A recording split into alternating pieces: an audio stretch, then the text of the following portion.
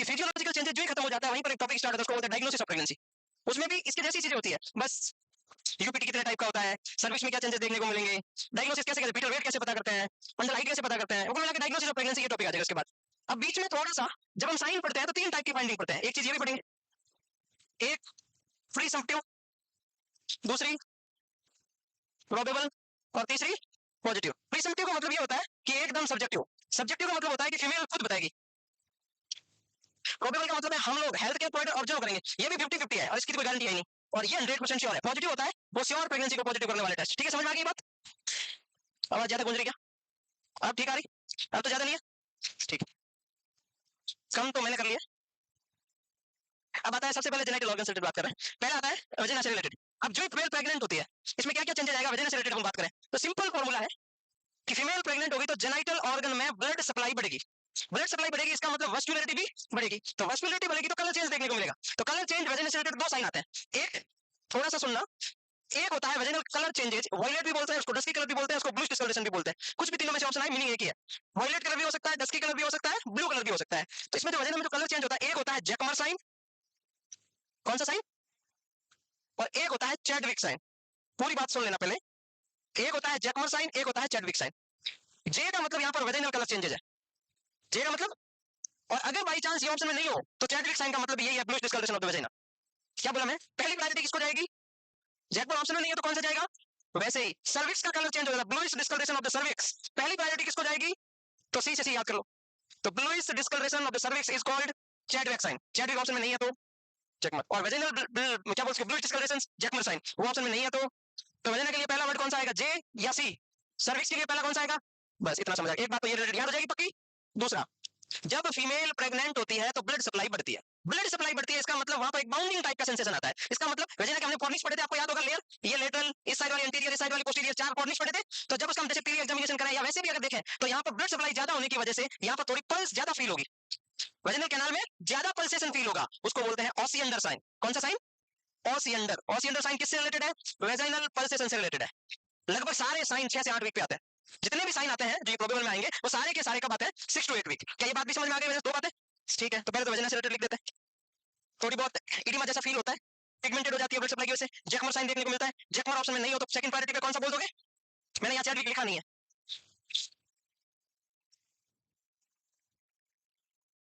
आगे समझ में?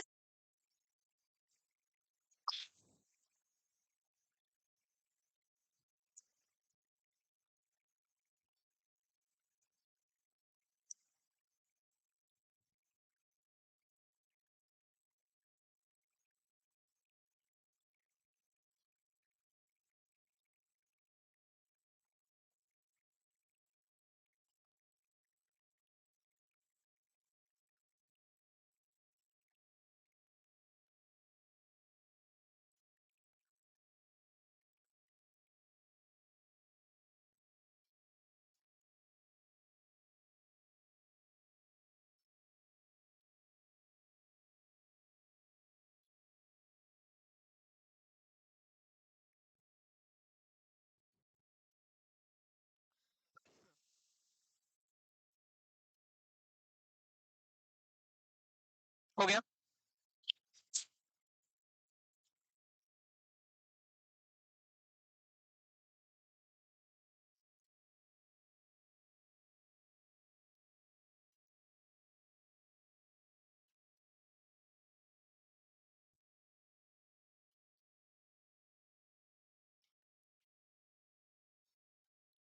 लिख लिया?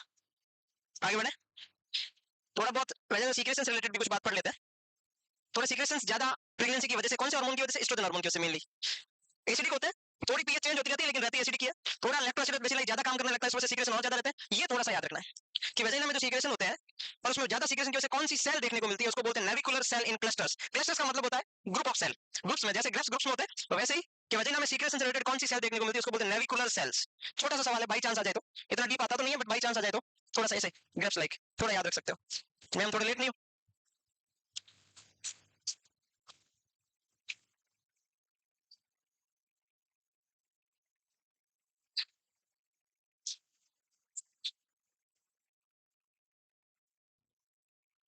आगे बढ़ो, सॉरी लिख लो, कुछ ज्यादा है नहीं, कुछ लिख लो फिर भी।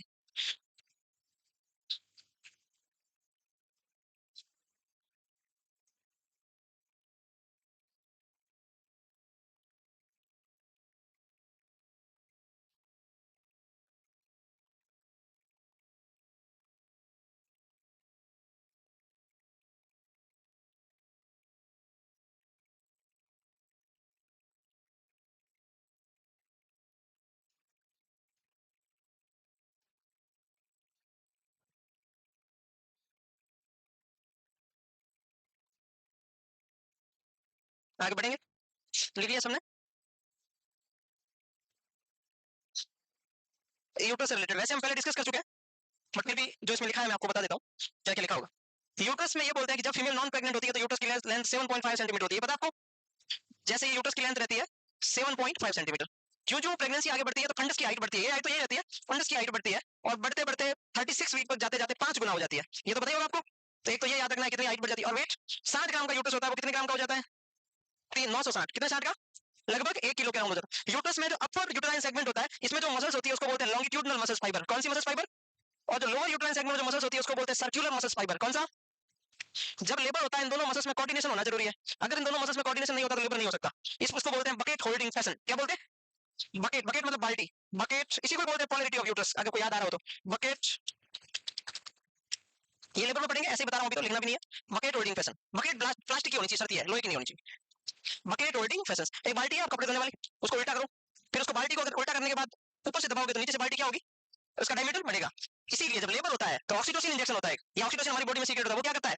पोलैरिटी ऑफ यूट्रस को मेंटेन करता है। बकेट होल्डिंग फैशन में काम करता है कि ऑक्सीटोसिन ऊपर से कॉन्ट्रैक्शन करता है, नीचे से रिलैक्सेशन करवाता है। अपर यूट्राइन सेगमेंट को कॉन्ट्रैक्ट करेगा तो यहाँ पर क्या होगा, जैसे यहाँ पर बेबी है तो अपर से कॉन्ट्रैक्शन करेगा तो बेबी नीचे की तरफ आएगा, नीचे से क्या करेगा? डायलेट करेगा। इसीलिए ऐसा बोलते हैं कि ऑक्सीटोसिन ऐसा इंजेक्शन है जिसको लेबर को पहले भी दे सकते हैं और लेबर के बाद में भी दे सकते हैं। क्यों? क्योंकि ये पोलैरिटी ऑफ यूट्रस को मेंटेन करता है।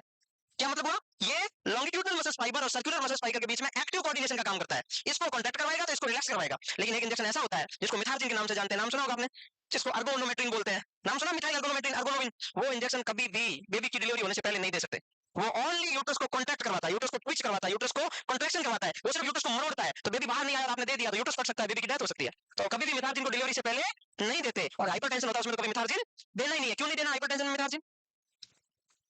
प्री एक्लेम्सिया, हाइपरटेंशन, कोई भी कार्डियोवास्कुलर के डिसऑर्डर के पेशेंट को कभी भी मिथार्जिन नहीं देना। क्यों नहीं देना? मिथार्जिन इंजेक्शन जो आप मिथार्जिन लगाओगे, ये यूट्राइन आर्टरी है, स्पाइनल आर्टरी है, ये जो सप्लाई है ये स्पाइनल आर्टरी करती है। और इसको कौन सप्लाई करती है? Uterine artery. ये तुरंत क्या करेगा? स्पाइनल आर्टरी को क्या करवाएगा? भयंकर वेजोकंस्ट्रिक्शन करवाएगा, जैसे पोटेंट वेजोकंस्ट्रिक्टर। तो पूरा का पूरा वेजोकंस्ट्रिक्शन करवाएगा। तो यहाँ पर जो भी ब्लड था यूट्राइन वेन में वो सारा का सारा कहाँ जाएगा? राइट एट्रियम में, इंफीरियर वेना के थ्रू। और अगर किसी का ऑलरेडी हाइपरटेंशन है तो अचानक से हार्ट बोल देगा मैं थक गया और पेशेंट को कार्डियक अरेस्ट आ जाएगा। अचानक से, जैसे पानी की बोतल का ढक्कन बहुत छोटा सा है, आप पानी की बोतल को उल्टा करो और नीचे से दबाओ तो बोतल ऐसे अचानक से पानी बाहर नहीं आएगा। कितना ही जोर लगा लो, बोले उतर तो ढक्कन खोल दो लेकिन बाहर नहीं आएगा। तो ऐसे ही हर्ट है, अगर ज्यादा फ्लूइड हर्ट के पास जाएगा और हर्ट काम नहीं कर पाएगा और अचानक से हर्ट क्या हो जाएगा? फेल हो जाएगा। हाइपरटेंशन में ऐसे होता है, आपने नाम सुना होगा स्ट्रोक। स्ट्रोक में क्या होता है? हाइपरटेंशन है, डेंगा हाइपरटेंशन है, वेजोस्पाज्म होता है बहुत ज्यादा, कभी डिमांड बढ़ी, सप्लाई डिमांड में चेंजेस आया और वॉल वीक हो जाती है, लगभग स्ट्रोक हो जाए लगभग 60-70 साल की एज में, तो उसमें धीरे धीरे वॉल वीक हो जाती है, सेरेब्रल वॉल, आर्टरी की वॉल वीक हो जाती है और कभी बहुत छोटी वॉल होती है और अचानक से क्या हो जाती है? फट जाती है। फिर हम उसको बोलते हैं इसको हेमरेजिक स्ट्रोक हो गया। और हेमरेजिक स्ट्रोक का मोस्ट कॉमन कॉज क्या होता है? हाइपरटेंशन। हाइपरटेंशन होता है उसमें कभी ना कभी स्ट्रोक होता है, ऐसा बोलते हैं ना, क्यों? क्योंकि वो वॉल रप्चर हो जाती है और ब्लीडिंग हो जाती है, सेरेब्रल आर्टरी में ब्लीड हो जाता है। तो ठीक वैसे ही कभी भी मिथार्जिन सेकंड स्टेज तक नहीं दिया जाता। पहला तो ये याद रखना है कि मिथार्जिन बेबी की डिलीवरी से पहले नहीं देना है। दूसरी बात ये ऑप्शन भी नहीं हो तो क्या करना? ऐसा ऑप्शन होता है एग्जामिनर बहुत इंटेलिजेंट है, तो ये बेबी है, बेबी का ये पार्ट बाहर निकल गया, एंटीरियर शोल्डर बाहर निकल गया, उसके बाद कोई रिस्क नहीं है। क्या कॉन्ट्रैक्शन भी होगा तो कोई ना बाहर आएगा, बेबी अंदर नहीं जाएगा वापस। तो एंटीरियर शोल्डर की डिलीवरी से पहले नहीं देना है। हेड तो बाहर निकल गया, एंटीरियर शोल्डर भी बाहर आ गया, तो अब क्या है? अब तो बहुत थिन पार्ट पीछे है, अब कोई दिक्कत होने वाली नहीं है, अब तो बेबी बाहर ही आएगा। तो एंटीरियर शोल्डर की डिलीवरी से पहले कभी भी मिथार्जिन नहीं देना है। एंटीरियर शोल्डर की डिलीवरी हो जाना जरूरी है।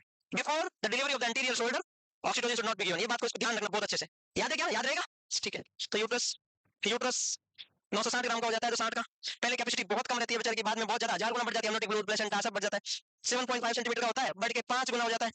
हाइपरट्रोफी होती है, हाइपरप्लेजिया भी होता है, स्ट्रेंथनिंग भी बढ़ती रहती है, स्ट्रेचिंग सॉफ्ट हो जाता है यूट्रस प्रेगनेंसी में, नॉन ग्रेविड यूट्रस और हार्ड रहता है। ये इतनी बातें लिखो, देखिए क्या कुछ दिक्कत आ रही है?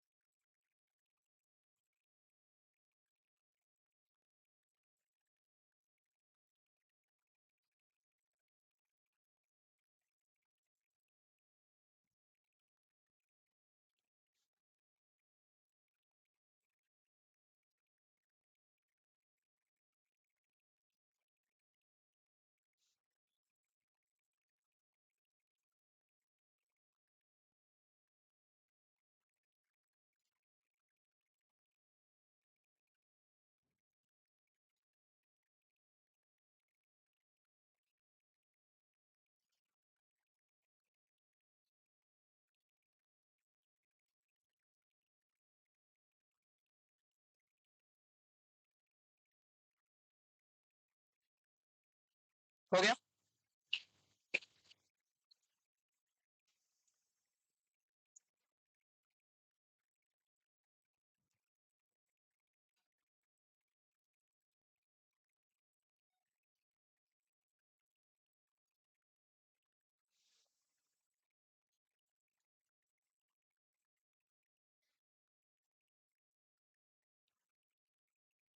अब नेक्स्ट, सबसे ऊपर वाली को लॉन्गिट्यूडनल मसल्स फाइबर, नीचे वाली को सर्कुलर, और बीच में नाम दे देते हैं इंटरमीडिएट, बीच वाली।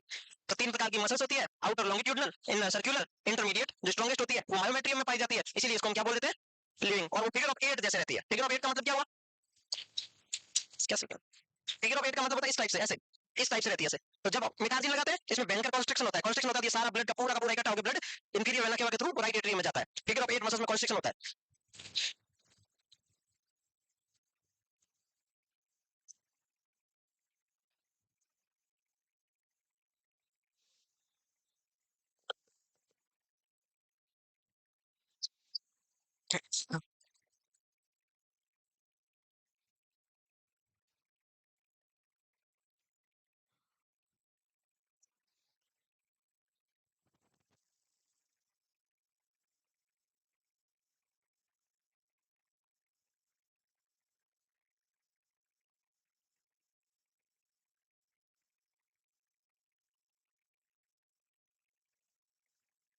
ब्लड यूट्रस को कौन सी आर्टरी ब्लड सप्लाई करती है, यूटेराइन आर्टरी। और कौन सी, यूटेराइन आर्टरी तो करती है, जब फीमेल प्रेग्नेंट होती है तब भी यूटेराइन ही करती है, लेकिन ब्लड फ्लो बढ़ जाता है बहुत ज्यादा। और उसके साथ में एक आर्टरी और, क्योंकि फीमेल प्रेग्नेंट हो उसके बाद में ओवरी का ज्यादा कुछ काम है नहीं, तो ओवेरियन आर्टरी भी यूट्रस को ब्लड सप्लाई करना शुरू कर देती है। जब तक प्रेग्नेंट नहीं है मदर, तब तक यूट्रस को यूटेराइन आर्टरी और ओवरी को ओवेरियन आर्टरी। जो फीमेल प्रेग्नेंट हुई तो यूटेराइन आर्टरी तो करती है, उसका ब्लड फ्लो 8 गुना बढ़ जाता है, और उसके साथ साथ में ओवेरियन आर्टरी भी ब्लड फ्लो बढ़ा देती है। हाँ,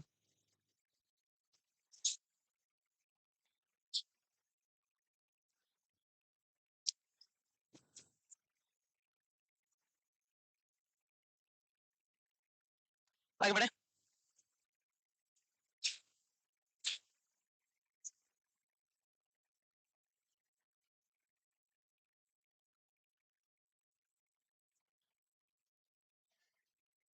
डन।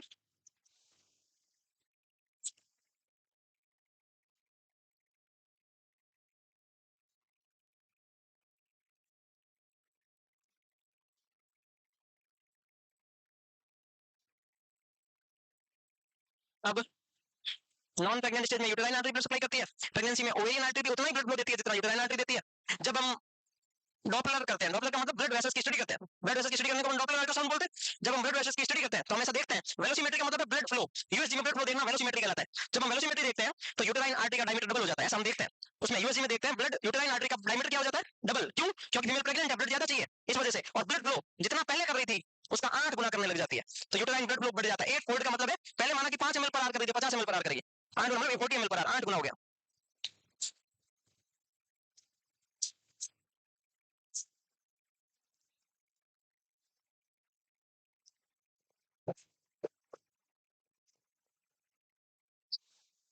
जल्दी लिखो, देखिए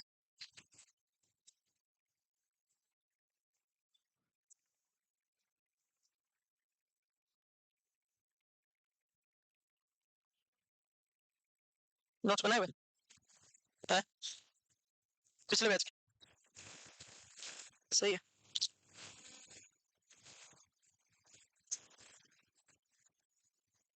बहुत बढ़िया। हाँ हाँ। हम्म, वो किसी कोई क्वेश्चन में करेक्शन होगा कोई, जैसे पहले क्या था, आपका ए सही मान रखा था, वो उस टाइम उस आंसर के हिसाब से गलत कर दिया होगा, फिर किसी ने ऑब्जेक्शन डाले होंगे, ऑब्जेक्शन वाले डाला था उन्होंने, तो ऑब्जेक्शन में आपके 2 क्वेश्चन ज्यादा राइट हो गए होंगे, राइट हो गए, नंबर बढ़ गए, दो एक क्वेश्चन अगर 1 नंबर का है तो 2.67 नंबर बढ़ गए, ऐसा हो सकता है। जो फाइनल आता है वो सही है, ऑब्जेक्शन से पहले आता है वो झूठा होता है, ऑब्जेक्शन के बाद अभी जो फाइनल है वो राइट है। अब नंबर बढ़ के आ रहे हैं, कम आ रहे हैं, हाँ तो बढ़ेंगे, सबके बढ़े। कितने नंबर आ रहे हैं, 62। आप तो यूपी से थोड़ी, आप तो में काउंट होंगे। क्या लिखे, which of the following pair regarding palace is not correct. क्या करूं, इसलिए बोल रहा हूं मैं लोकल बुक के ऊपर यकीन नहीं करता। कोई भी बता देगा ये क्वेश्चन गलत, कोई भी बता देगा, नहीं बता देगा, कोई भी बता देगा ये क्वेश्चन गलत है। इसलिए लोकल बुक वाले क्या करते हैं, बहुत अब कहना नहीं चाहिए सब चीजें, बट कॉपी पेस्ट में लगे हुए सब। ये चारों में से एक भी ऑप्शन सही नहीं है।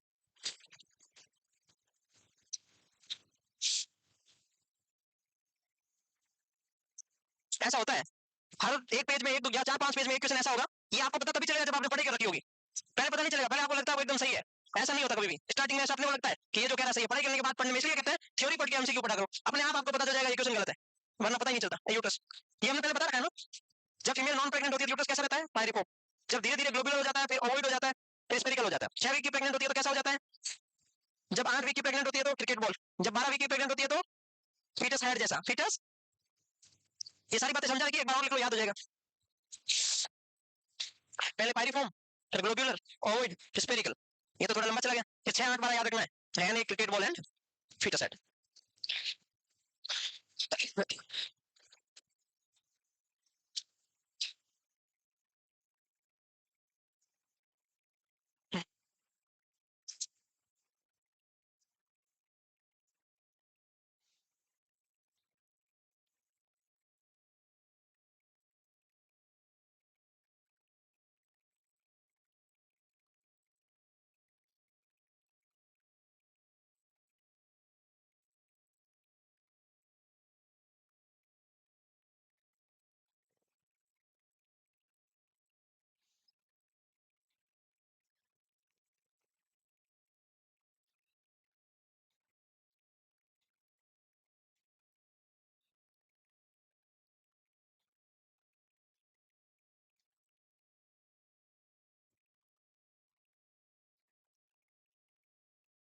याद हो गया, याद हुआ।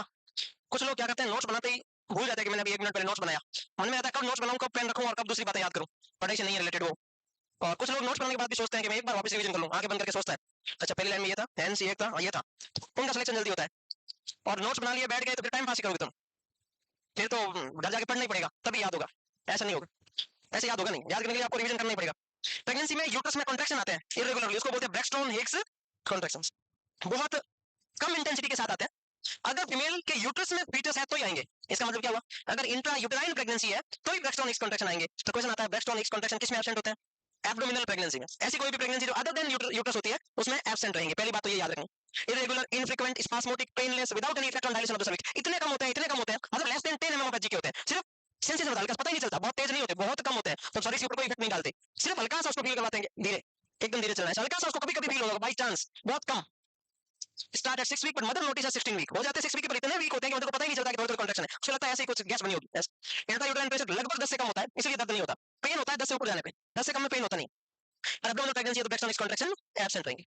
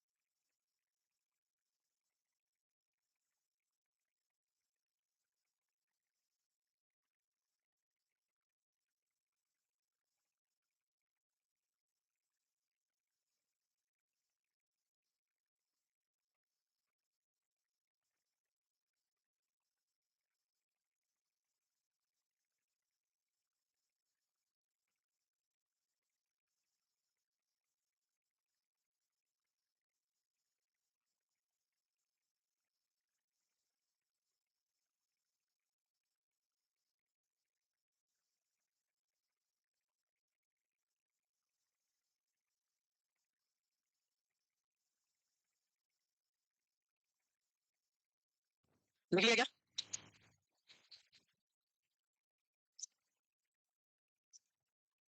अपर यूटेराइन सेगमेंट और लोअर यूटेराइन सेगमेंट के बीच के कनेक्शन को क्या बोलते हैं, हर मेडिकल टर्मिनोलॉजी में कनेक्शन वाले पार्ट को स्टमस ही बोलते हैं। तो यूट्रस 7.5 सेंटीमीटर का होता है नॉर्मली, जब प्रेग्नेंट हुई तो वो 35 हुआ, तो क्या स्टमस की भी लेंथ नहीं बढ़ेगी, और उसकी भी तो बढ़ेगी थोड़ी बहुत, तो स्टमस में क्या चेंजेस देखने को मिलता है, स्टमस की लेंथ प्रेगनेंसी में 3 गुना बढ़ जाती है, तो 0.5 सेंटीमीटर होता है वो बढ़ के 1.5 हो जाता है।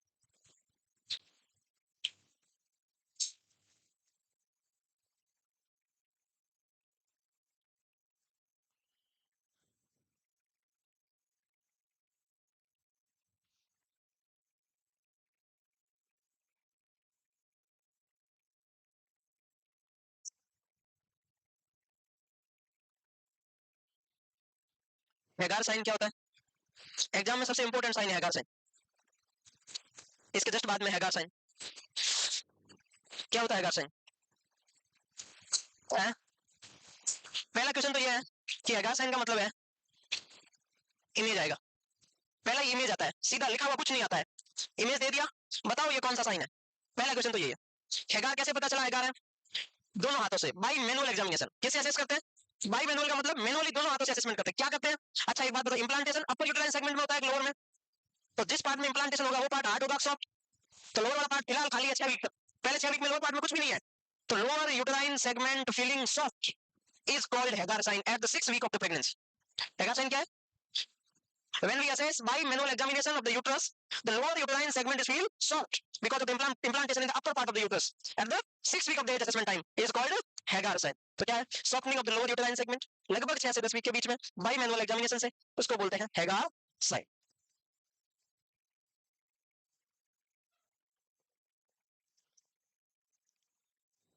Hagar sign का मतलब ये नहीं है, एक गलती और तुम कर सकते हो कहीं कि ये यूटरस है, ये सर्विक्स है, ये वेजाइना है, तो एक साइड तो अपर से एक साइड वेजाइना के अंदर से पीवी एग्जामिनेशन करना ना, ऐसा नहीं है।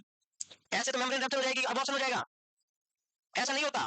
लोअर यूट्राइन सेगमेंट का मतलब होता है साइड से और एक इधर से, साइड से, इन साइड से नहीं, एकदम साइड से, आपको पता नहीं चल रहा है, लेकिन वेजिनल कैनाल के अंदर पीवी एग्जामिनेशन नहीं करते, ऐसा नहीं करना है। ऐसे करने से मेम्ब्रेन रप्चर होगा या फिर एबॉर्शन होने के, इन्फेक्शन होने के चांसेस रहते हैं, एंडोमेट्राइटिस होने के चांसेस रहते हैं, ऐसा नहीं करते। वो बोलते ऐसे ही है बट होता नहीं अंदर। ऐसी कौन सी डिजीज है जिसमें ज्यादा पीवी एग्जामिनेशन नहीं करना चाहिए, कॉन्ट्राइंडिकेटेड है? कौन सी? कौन सी? प्लेसेंटा प्रीविया में PV examination must be avoided, नहीं करना, ज्यादा नहीं करना, हो सके जितना अवॉइड करना। प्लेसेंटा क्यों? क्योंकि प्लेसेंटा नीचे की साइड है, पीवी एग्जामिनेशन करोगे प्लेसेंटा के रप्चर होने के चांसेस रहते हैं, तो प्लेसेंटा प्रीविया में पीवी एग्जामिनेशन कॉन्ट्राइंडिकेटेड है। पाल्मर साइन क्या होता है? पहला क्वेश्चन इमेज, ओबीसी में 80 इमेज होती है, 80, उसमें से 10 आ जाती है एक पेपर में, आधी ओबीसी तो इमेज से ही सही हो जाती है हमारी, बहुत इंपॉर्टेंट होती है इमेज ओबीसी में। आपको लगता है बाकी बहुत ज्यादा इंपॉर्टेंट कि अगर आपके 9 सेट में 10 इमेज आएगी तो 5 या 6 ओबीसी की होगी, इस बात की पूरी गारंटी है, क्योंकि सारा खेल इसमें इमेज का ही होता है ओबीसी में, इमेज बहुत ज्यादा इंपॉर्टेंट होती है। टोटल 70 ही है, 70 80, उनमें से आपका अगर 8 आई तो 7 सही होगी, अगर आपने एक बार भी देख ली तो एक गलत होगी कोई, वो भी अगर आपका कंसंट्रेशन नहीं है तो, और एक मुझको भी आपने एलिमिनेट कर लिया तो वो भी गलत नहीं होगी। तो अच्छे से देखना जरूरी है, समझना भी जरूरी है। तो ये पहले क्वेश्चन ये क्या है, सेकंड दे रखे हैं कि कभी कभी कॉन्ट्रैक्शन आते हैं, फिर धीरे धीरे कॉन्ट्रैक्शन की फ्रीक्वेंसी कम हो जाती है, इसको बोलते हैं। पाल्मर नाम का एक पर्सन था, उसने 1949 में इसके बारे में बताया था एक बार, तो नाम दे दिया पाल्मर साइन। तो पहला क्वेश्चन बनता है ये क्या है। दूसरा क्वेश्चन बताया पाल्मर साइन किससे रिलेटेड है। ऑप्शन ए, अंगुली में पाम में कितनी लाइनें हैं। ऑप्शन बी, पाम के अपोजिट कितनी लाइनें हैं। ऑप्शन सी, फैलेंजेस में कितनी लाइनें हैं। ऑप्शन डी, यूट्रस में कॉन्ट्रैक्शन से रिलेटेड है। जिसने पढ़ाई नहीं कर रखी वो सबसे पहले एलिमिनेट करेगा पाम, अच्छा या तो इससे रिलेटेड, वो बोलेगा है तो पाम से रिलेटेड, यूट्रस वाला सबसे पहले एलिमिनेट करेगा, फिर पीछे बचेगा पाम वाला, पाम के अपोजिट वाला, पाम वाला, पाम के अपोजिट। अच्छा कौन सा करूं? पाम वाला ठीक है। तो कभी भी जो सेम मिल जाए वो कभी आंसर नहीं होता, पहला नॉट चेक का रूल ये है, जो क्वेश्चन में आंसर के साथ में लैंग्वेज सेम हो जाए वो कभी आंसर नहीं होगा। कभी भी अगर तुक्का मारना हो तो एक ही मार देना तुक्का, एक तुक्के में एक चीज ऐसे आ जाएगी, सेम चीज कभी आंसर नहीं होगी।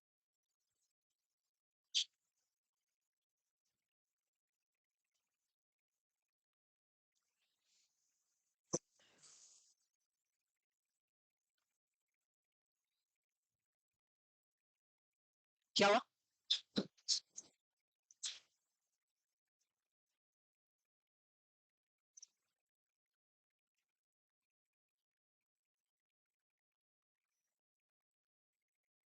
क्या बोल रहे हैं? या तो चुप रहो या सही से जोर से बोल के बताओ, या है ना चुपचाप चूं चूं मत करो। पाल्मर साइन 10 वीक के बाद हम असेस नहीं कर सकते, 4 से 8 वीक तक ही कर सकते, मैक्सिमम 10 वीक, 10 के बाद कर ही नहीं सकते, क्योंकि यूट्रस सही कब सही ऐसे पकड़ में आएगा नहीं, ऐसे ऐसे यूट्रस पकड़ में आएगा नहीं तो आपको कॉन्ट्रैक्शन फील होंगे नहीं।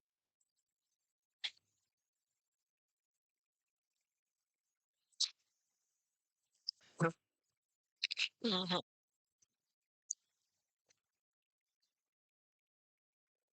आगे बढ़ जाए? नहीं।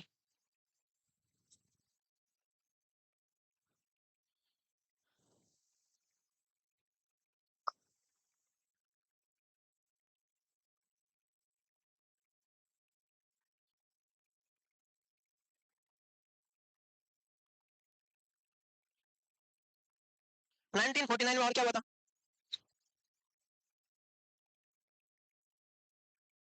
है क्या? 1949 में क्या हुआ था? और कोई है रिलेटेड ऐसी बात, मेडिकल टर्मिनोलॉजी से रिलेटेड कोई है 1949? है क्या? है नहीं है? एफ जे केड नाम सुना? F J C A D केड, एफ जे केड कौन है? एफजेकेट नाम का एक पर्सन था जिसने ड्रग डिस्कवर की थी। कौन सी ड्रग? Lithium carbonate. किसकी ड्रग ऑफ चॉइस है? किसकी है? मैं एक्यूट मेनिया की ड्रग ऑफ चॉइस है। वो डिस्कवर कब हुई थी? कब हुई थी डिस्कवर? एफजेकेट ने लिथियम कब डिस्कवर की थी? 19? सही बोल रहा हूँ गलत? सही है गलत? तो आप बताए क्यों नहीं है? एक 1927 में थेरेपी आई जिसको बोलते हैं आईएसटी। आईएसटी क्या होता है? इंसुलिन। क्या होती है इंसुलिन शॉक थेरेपी? 1938 में एक थेरेपी इसको बोलते हैं इलेक्ट्रोकन्वर्जिंग थेरेपी। उसमें जीटीसीएस सीजर के लिए होती थी, जनरलाइज्ड टॉनिक क्रोनिक सीजर। उससे पहले ऐसी कोई थेरेपी थी नहीं, तो इसलिए क्या करते थे, पेशेंट को भयंकर इंसुलिन लगाओ, मरीज अनकॉन्शियस हो जाएगा, हाइपोग्लाइसेमिक कोमा में चला जाएगा, फिर डी25 देंगे, वापस ग्लूकोज बढ़ेगा, वापस कोमा से बाहर आएगा। तो ऐसा बोलते थे कि क्या पता इससे मरीज का मेंटल स्टेटस ठीक हो जाए, क्योंकि तो ट्रीटमेंट था ही नहीं। पर ना तो हमारे पास क्लोप्रोमेजिन थी, ना लिथियम थी, ना वो ईसीटी थी, कुछ था ही नहीं। और उससे पहले तो मरीज को हम एसाइलम में बंद करके रखते थे। एसाइलम नाम सुना है? उसमें बंद करके रखते थे। वर्ल्ड का सबसे पहला एसाइलम कहाँ था? हाँ हाँ वही तुम बता रहे हो। अच्छा मेनिया में क्या होता है पेशेंट के? ज्यादा एक्टिविटी करता है। और कैटाटोनिक एक्साइटमेंट में, कैटाटोनिक सिजोफ्रेनिया दो टाइप का होता है। एक कैटाटोनिक स्टूपर जिसमें तो psychological pillow, mute, motionless, waxy, flexibility हो जाती है, उसको कोई फर्क नहीं पड़ता, not respond to the painful stimuli. एक होता है कैटाटोनिक एक्साइटमेंट, उसके अंदर मरीज ज्यादा एक्टिविटी करता है। तो आप किसी पेशेंट को देख के कैसे बता सकते हो इसको मेनिया और इसको कैटाटोनिक सिजोफ्रेनिया है?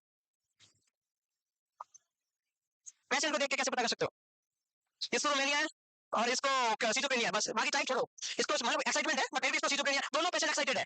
आपके पास में दो पेशेंट एक्साइटमेंट, दोनों एक्साइटेड है। एक पेशेंट को मेनिया है, एक को स्किज़ोफ्रेनिया है। स्किज़ो सीजो जो भी बोलो आप, कैसे पता करोगे किसको मेनिया और इसको सिजोफ्रेनिया? मरीज तो दूर बैठा है, बहुत दूर। आप बताओ कैसे पता करोगे?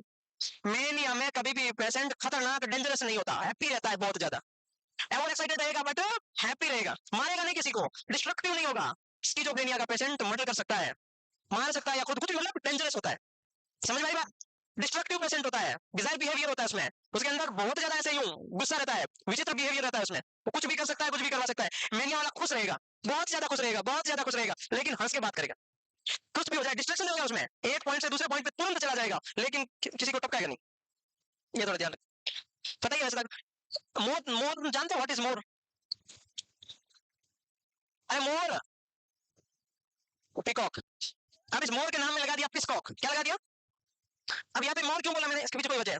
आप सुनो, कोई फीमेल, ये यूट्रस है 7.5 सेंटीमीटर का है, जब तक फीमेल प्रेग्नेंट नहीं है यूट्रस सिमेट्रिकल है, उधर से भी इतना ही है, इधर से भी इतना ही है। और आपको बताया मोस्टली प्रेगनेंसी क्या होती है, सिंगल टोन या मल्टीपल प्रेगनेंसी? Single tone. और इंप्लांटेशन का अपर में होता है कि लोअर में? तो क्या जरूरी है कि इंप्लांटेशन अपर में होगा तो बच्चा तो एक ही है, तो या तो इधर इंप्लांट होगा या इधर इंप्लांट होगा, दोनों साइड होगा नहीं। तो पहले 12 वीक में एक साइड से यूट्रस ज्यादा बड़ा दिखता है, एक साइड से ज्यादा बड़ा नहीं दिखता, मतलब एसिमेट्रिकल ग्रोथ होती है। क्या बोला मैं? पहले 12 वीक तक एक साइड का फंडस ज्यादा बड़ा दिखता है, जैसे ये तो नॉन प्रेग्नेंट है, फिर क्या होगा, यूट्रस एक साइड का बड़ा होगा, तो ऐसे हो सकता है या ऐसे हो सकता है थोड़ा सा। क्यों? क्योंकि इंप्लांटेशन एक साइड होता है। लेकिन 12 वीक के बाद में धीरे धीरे एमनियोटिक फ्लूइड भी बढ़ता है, प्लेसेंटा भी आ जाता है, फीटस भी बड़ा होता है, तो फिर धीरे धीरे यूट्रस पूरे बड़ा हो जाता है, हमें पता चलता नहीं ऐसे, फिर पता नहीं चलता, नोटिस में नहीं आता। 12 वीक से पहले हल्का सा नोटिस में आता है कि एक साइड से बड़ा है, एक साइड से उतना बड़ा नहीं है। उस साइन को क्या बोलते हैं? पिस्कॉक साइन। क्या बोलते हैं? asymmetrical enlargement of the uterus less than the 12 week of the pregnancy is called Piscock sign. After the 12 week of pregnancy, Piscock sign is not observable. बस सिंपल बात है, कुछ नहीं। asymmetrical enlargement of the uterus क्या है? Uterus there is lateral implant because of एक side का implantation होने की वजह से। One half is more thin than other half, थोड़ा दूसरे वाला ज्यादा थिन नजर आता है। प्रेग्नेंट यूट्रस थोड़ा सा सॉफ्ट होता है, दूसरे साइड वाला थोड़ा सा हार्ड। इसको बोलते हैं पिस्कॉक साइन।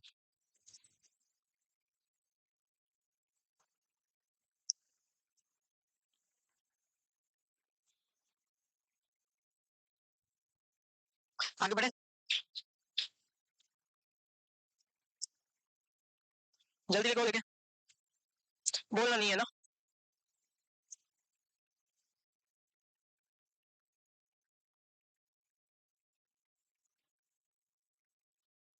न्यूरोस्थेनिया क्या होता है? न्यूरोस्थेनिया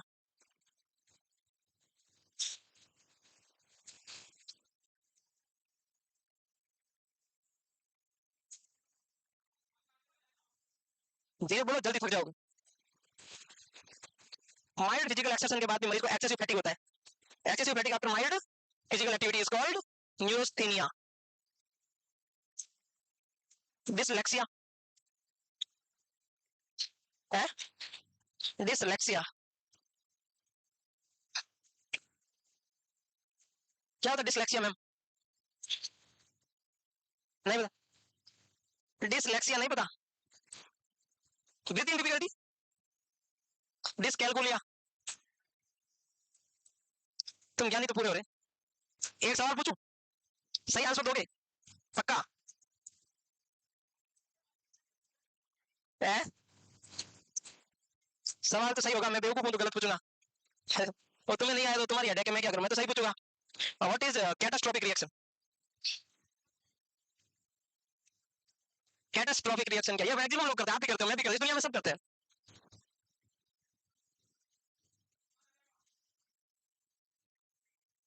क्या आ जाएगा वो, क्या बोले? अच्छा, कौन सी बीमारी में देखने को मिलता है? डिमेंशिया में, वाह वेरी गुड, सही है। कैटास्ट्रोफिक रिएक्शन, मरीज कोई चीज भूलने लगता है तो लोगों की नोटिस में आता है, उसको दबाने के लिए उसको दूसरी ऐसी चीज कर देता है ताकि लोग देखे ना। जैसे बाई चांस मैं कहीं भूल गया चाबी, एक बार भूला, लोगों को नोटिस में नहीं है, दो बार, तीसरी बार भूलने लगा तो किसी नोटिस में आने लगा, मैं उस बात को छुपाने के लिए या तो कुछ और काम करने लग जाऊंगा, या उनको और क्या हाल है, लेकिन उनको नोटिस में आया ना, मैं छुपाने लग जाऊंगा। तो मरीज थोड़ा थोड़ा मेमोरी लॉस होता है, तो कुछ चीजें भूलने लगता है, तो उसको ओवरलोड करने के लिए कुछ चीजें और करने लगता है, उसको हम कौन सा रिएक्शन बोलते हैं? एम्बी टेंडेंसी क्या होता है?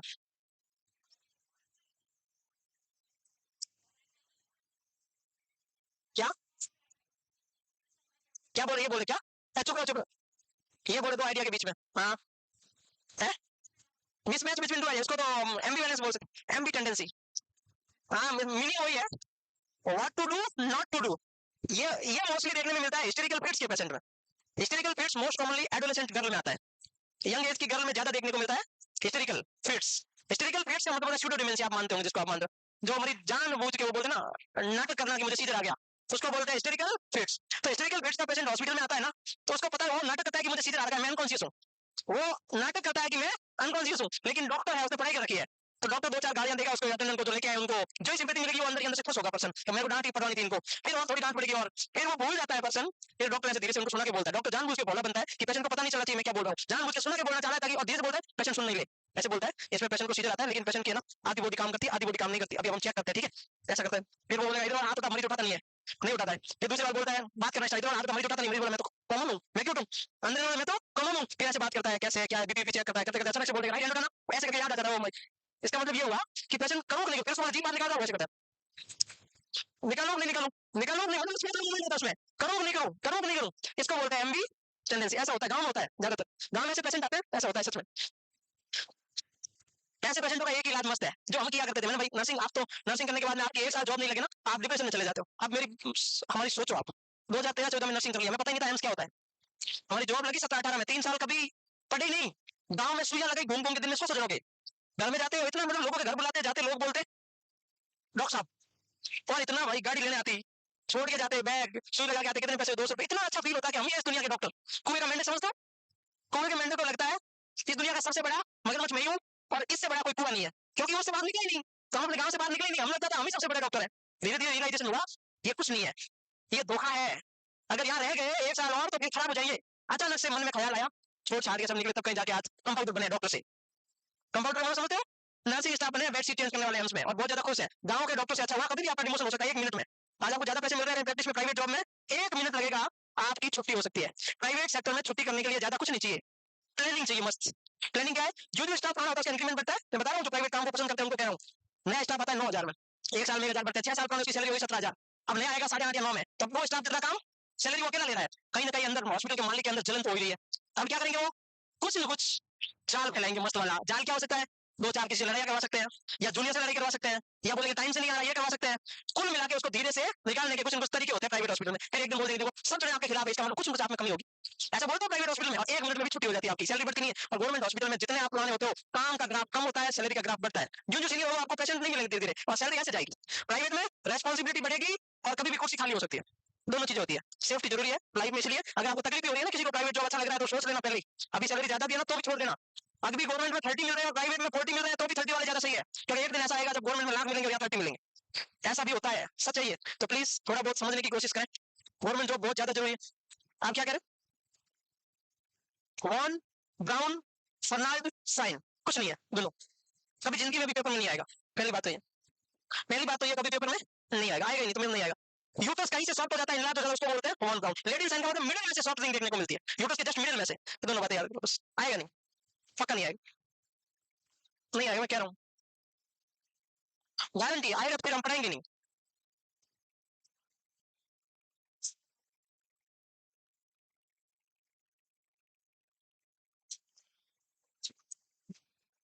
पेपर का पैटर्न कैसे बनता है ये भी आप सीखोगे सिलेक्शन होने के बाद, फिर आपको समझ में आने लग जाएगा कैसे क्वेश्चन आते हैं।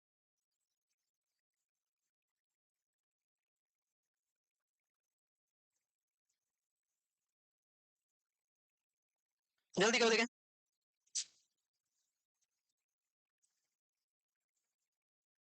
मेरा ये पर्सनल ओपिनियन है, जितनी जॉब लेट लगती है उतनी अच्छी होती है। जिस साल नर्सिंग पास आउट हुए उसी टाइम रजिस्ट्रेशन आया, 1 महीने में जॉब लग गई ना, वो बंदा कभी भी जॉब की इंपॉर्टेंस को नहीं समझेगा, वो स्ट्रगल को नहीं समझेगा, उसको लगता है जॉब बहुत ईजी है, क्या है मिल गई मुझे तो तुरंत। 1 साल तो लगना चाहिए रजिस्ट्रेशन के बाद कम से कम, ज्यादा तो मैं आप लोगों के लिए नहीं कहूंगा, रजिस्ट्रेशन आने के बाद में 1 साल तो लगना चाहिए, इतना ठीक है। अगर आप पढ़ाई कर रहे हो इतना तो लगना चाहिए। दुआ इससे अच्छी क्या दूं? रजिस्ट्रेशन हो गया उसके अंदर 1 साल के अंदर जॉब लगना चाहिए, इससे अच्छी दुआ क्या दूं? इससे अच्छी दुआ तभी हम तो किसी के लिए कुछ बोलते ही नहीं गलत, अब मैं क्यों बोलूं? मिलेगी जॉब 100, लेकिन 1 साल के अंदर मिल जानी चाहिए, बहुत अच्छी बात है 1 साल के अंदर, और इतनी मिल जाती है। इसको बोलते हैं यूट्रस झुक गया। क्या बोलते हैं? काइपोसिस ऑफ यूट्रस। इसको क्या बोलते हैं? यूट्रस का फ्लेक्शन हो जाना, यूट्रस झुक जाना, काइपोसिस ऑफ यूट्रस, ऐसे अपनी भाषा में। तो मैकडोनाल्ड साइन क्या है? Flexion of the uterus against the cervix, ऐसे हो गया, उसको बोलते हैं मैकडोनाल्ड साइन। कौन सा साइन? मैकडोनाल्ड पिज्जा नहीं, मैकडोनाल्ड साइन। नर्सिंग में सबकी जॉब लग सकती है, बस आपका इंटेंशन सही होना चाहिए, 4-6 महीने 8 महीने पढ़ना आना चाहिए। लोग क्या करते हैं, 4 महीने अच्छे से पढ़ते हैं, फिर 4 महीने पढ़ाई नहीं करते हैं, दिक्कत यह है, फिर वापस उनको पढ़ना पड़ेगा 8 महीने, फिर वो वापस 8 महीने पढ़ नहीं पाते। इतना ही खेल है, 8 महीने जिसने कंटिन्यूटी के साथ पढ़ लिया उसका हो जाता।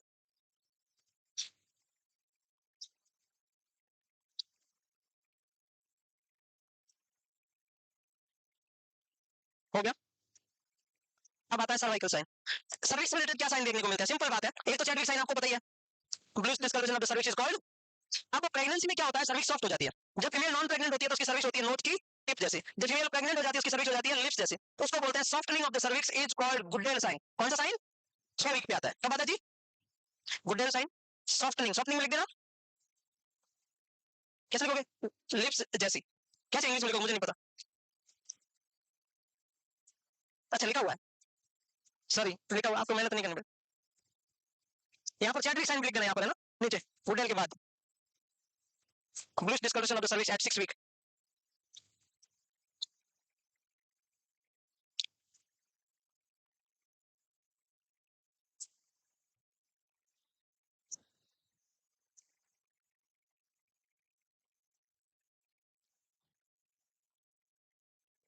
आगे बढ़े सर, रुक जाओ क्या, ठीक है मेरा क्या है?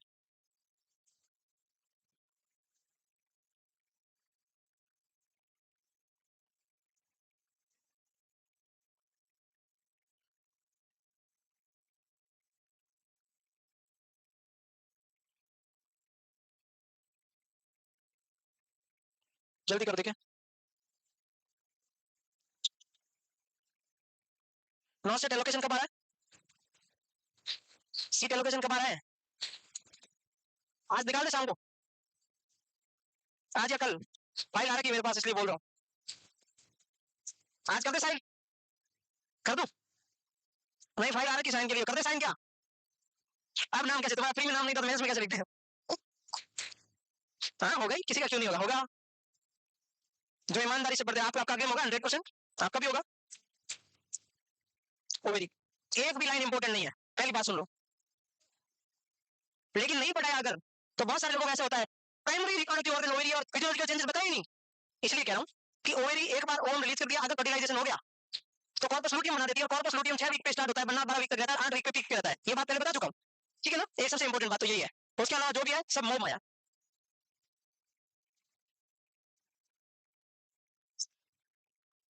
अब देखो इसमें क्या क्या लिखा है, नीचे से स्टार्ट करो। लूटियम ऑफ प्रेगनेंसी, प्रेगनेंसी में थोड़े बहुत हार्मोनल चेंजेस होते हैं, उसको बोलते हैं लूटिनाइजेशन रिएक्शन।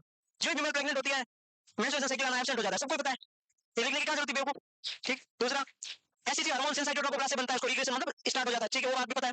थोड़ी बहुत पहले स्टार्टिंग में ब्राइट ऑरेंज, बाद में येलो फाइन पेल हो जाती है, छोड़ो इसको भी। कॉर्पस लूटियम पीक पे कब रहता है? 8 वीक पे रहता है, ये सब पता है आपको, फिर भी लिखना चाहो कुछ कुछ बातें लिख लो। मेंस्ट्रुएशन साइकिल एब्सेंट हो जाएगा, ये बातें सबको ही पता है, सबको, तो फिर नहीं लिखो तो भी चल जाता है। 2-4 बातें लिख लो इनमें से, जो आपको सही लगे वो लिख लो, कुछ भी नहीं आएगा इस बात की पूरी गारंटी है।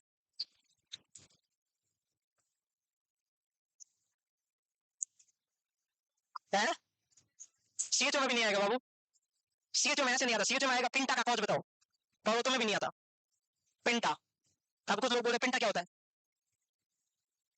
सीएचओ में सवाल गारंटी नहीं आए तो। सीएचओ तो हमारा मतलब केक वॉक है, केक वॉक मतलब सीएचओ का मतलब होता है ऐसे टाइम पास में सीएचओ निकल जाता है, के में बाएं हाथ का खेल होना। सीएचओ तो ऐसे ही है, कुछ भी तुम पढ़ के दो सीएचओ पढ़ की तरह हो गया सीएचओ, कोई क्वेश्चन बाहर से नहीं आ सकता। सीएचओ में क्या टेंशन लिया है, बन जाता है। जो भी राजस्थान से बाहर से है ना, उनके लिए एक बहुत अच्छी बात बताऊं मैं आपको। देखो राजस्थान में तो घोड़े का एक भाव है सर, सीधी बात।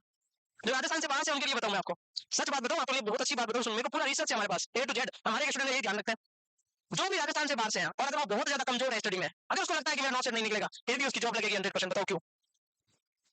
सर ये क्यों राजस्थान से बाहर होना चाहिए, बताओ ऐसा क्यों? इसके पीछे वजह ये है, देखो वजह है पूरी क्लियर कट वजह है। राजस्थान में ये ऐसी वैकेंसी बहुत कम आती है, स्टाफ नर्स वाली बहुत कम रेयर आती है। राजस्थान से बाहर हर स्टेट खूब वैकेंसी निकालता है, एग्जाम लेता है।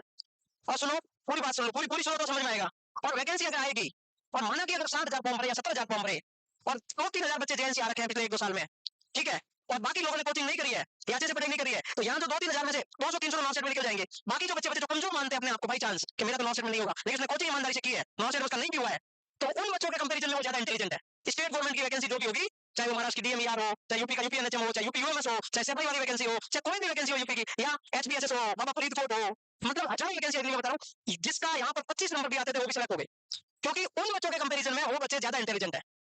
किस बच्चों के? जिसने कोचिंग नहीं करी, घर बैठ के हॉस्पिटल में काम करके जॉब लेना चाहते हैं।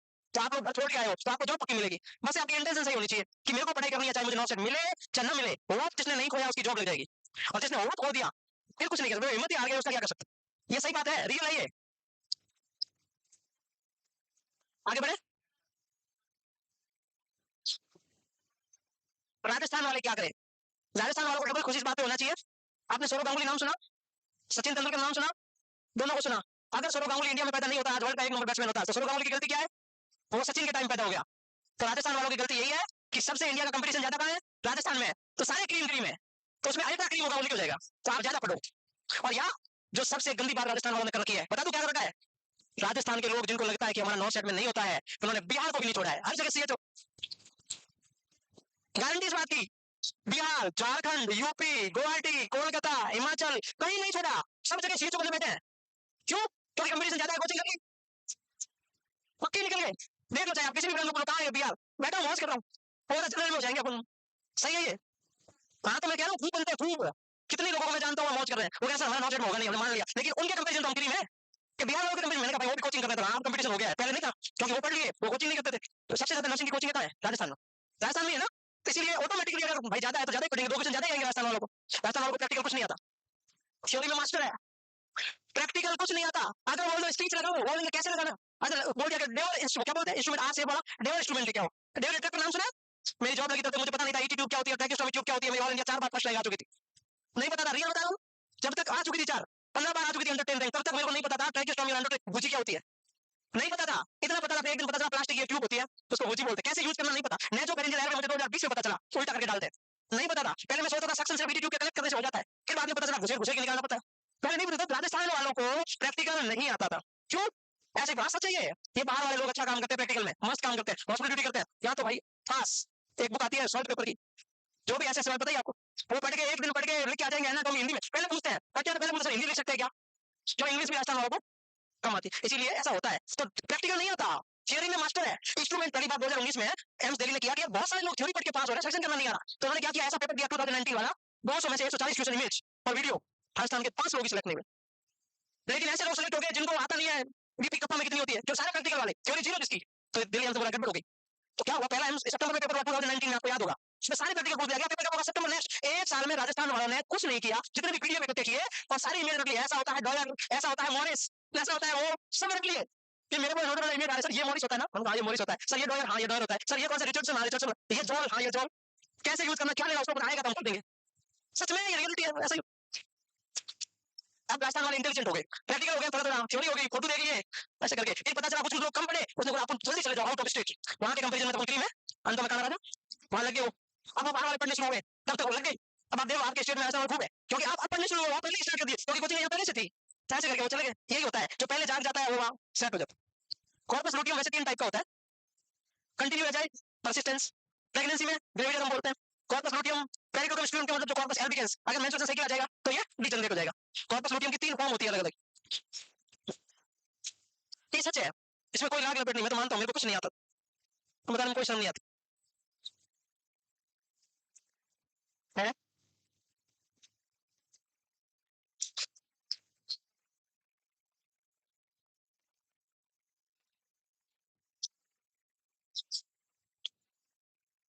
आपने सब मान भी लिया मुझे कुछ नहीं आता, है ना? मान लो कुछ नहीं जाता मेरा, तुम कितना ही मान लो। क्या कह रहे हो? राजवर्धन गलत जा रहा है। अब तो तुम पेज नंबर पूछ लो मुझे, मैं वो बता दो। मैंने क्या बोला, राजस्थान वाले क्या होते हैं? पीछे पढ़ते बड़ी शिद्दत से पढ़ते, फिर सोच लिया कि फिर तो कुछ नर्सिंग में उमदा काम करना है तो फिर करना ही है।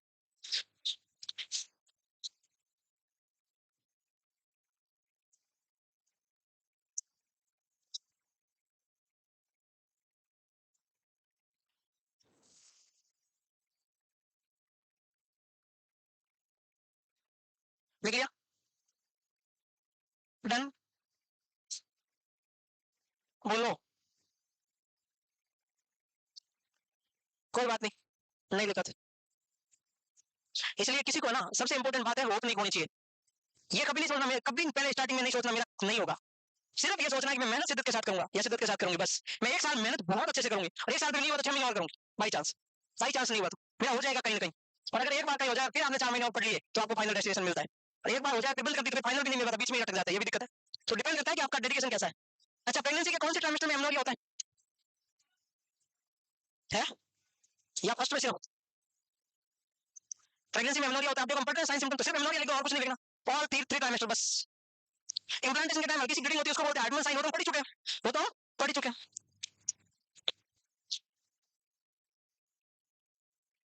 ये बाई चांस प्लेसेंटल साइन बोलते हैं इसको, जब प्लेसेंटा इम्प्लांट होते हैं उस टाइम की ब्लीडिंग होती है, उसको बोलते हैं प्लेसेंटल साइन। ये से याद रख सकते हो थोड़ा बहुत।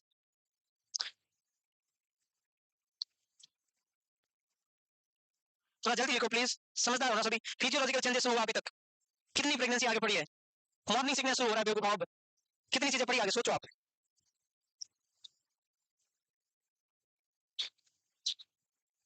राहुल पर्सनल शेयर पे है, पर्सनल, तो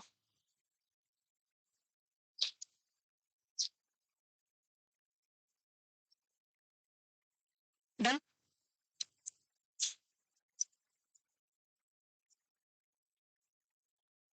आगे बढ़े, अब बोलो।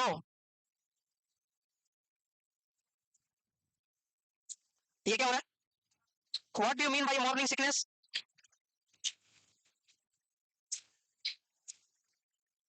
उसको खुशखबरी बोलते हैं, कितने बेवकूफ हो। मैं कुछ कहना भी नहीं चाहता तुमको, तुम्हें हर चीज खुशखबरी नजर आती है। ये लिखिए सबने, मॉर्निंग सिकनेस कौन से हार्मोन की वजह से होती है? ऐसी ऑप्शन में नहीं हो तो ऐसा हो रखा है क्वेश्चन में, एस्ट्रोजन। कौन सा हार्मोन? एस्ट्रोजन। मॉर्निंग सिकनेस का मीनिंग क्या होता है?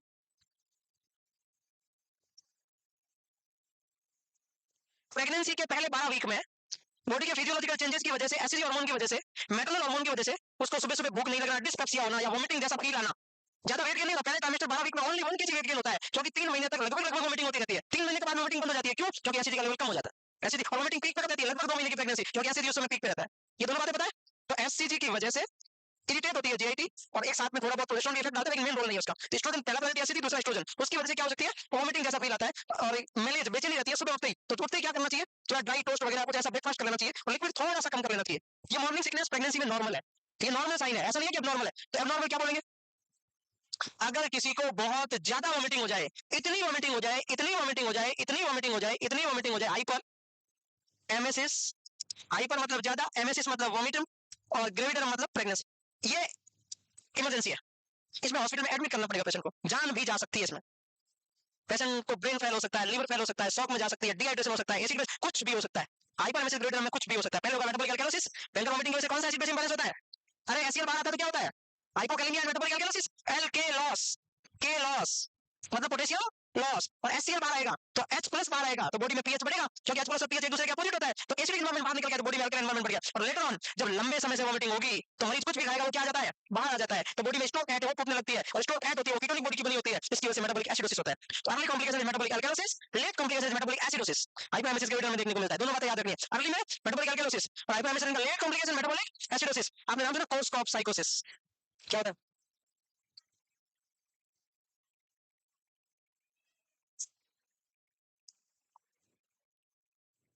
कौन था ये? कौन था ईमानदारी से बताना, कौन था ये? कौन था? जो भी ईमानदारी से खड़ा हो जाए प्लीज, ईमानदारी से खड़ा हो जाए जो भी था।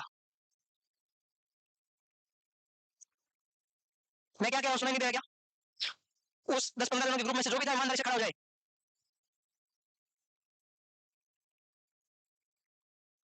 तुम इस क्लास में बैठे पढ़ रहे हो, और अगर हमारा पेरेंट्स बहुत अगर समझदार है तो जितना लड़कों को पढ़ाते हैं लड़कियों को भी पढ़ाते हैं। आप माना कि नर्सिंग कर रहे हो, इस क्लास में बैठ के पढ़ रहे हो, और आपकी सिस्टर या मेरी सिस्टर नर्सिंग की कोचिंग नहीं कर रही है, टीचर की कोचिंग कर रही है, वो किसी क्लास में बैठी है, उसने कुछ बोला, आप इस कोचिंग में पढ़ रहे हो, आपकी सिस्टर दूसरी कोचिंग में पढ़ रही है, तो आपकी सिस्टर कोचिंग में पढ़ रही है, वहां पर कोई और लड़के बैठे हैं, आपकी सिस्टर ने जो बोला उसको उसने कॉपी किया, फिर आपको कैसा लगेगा?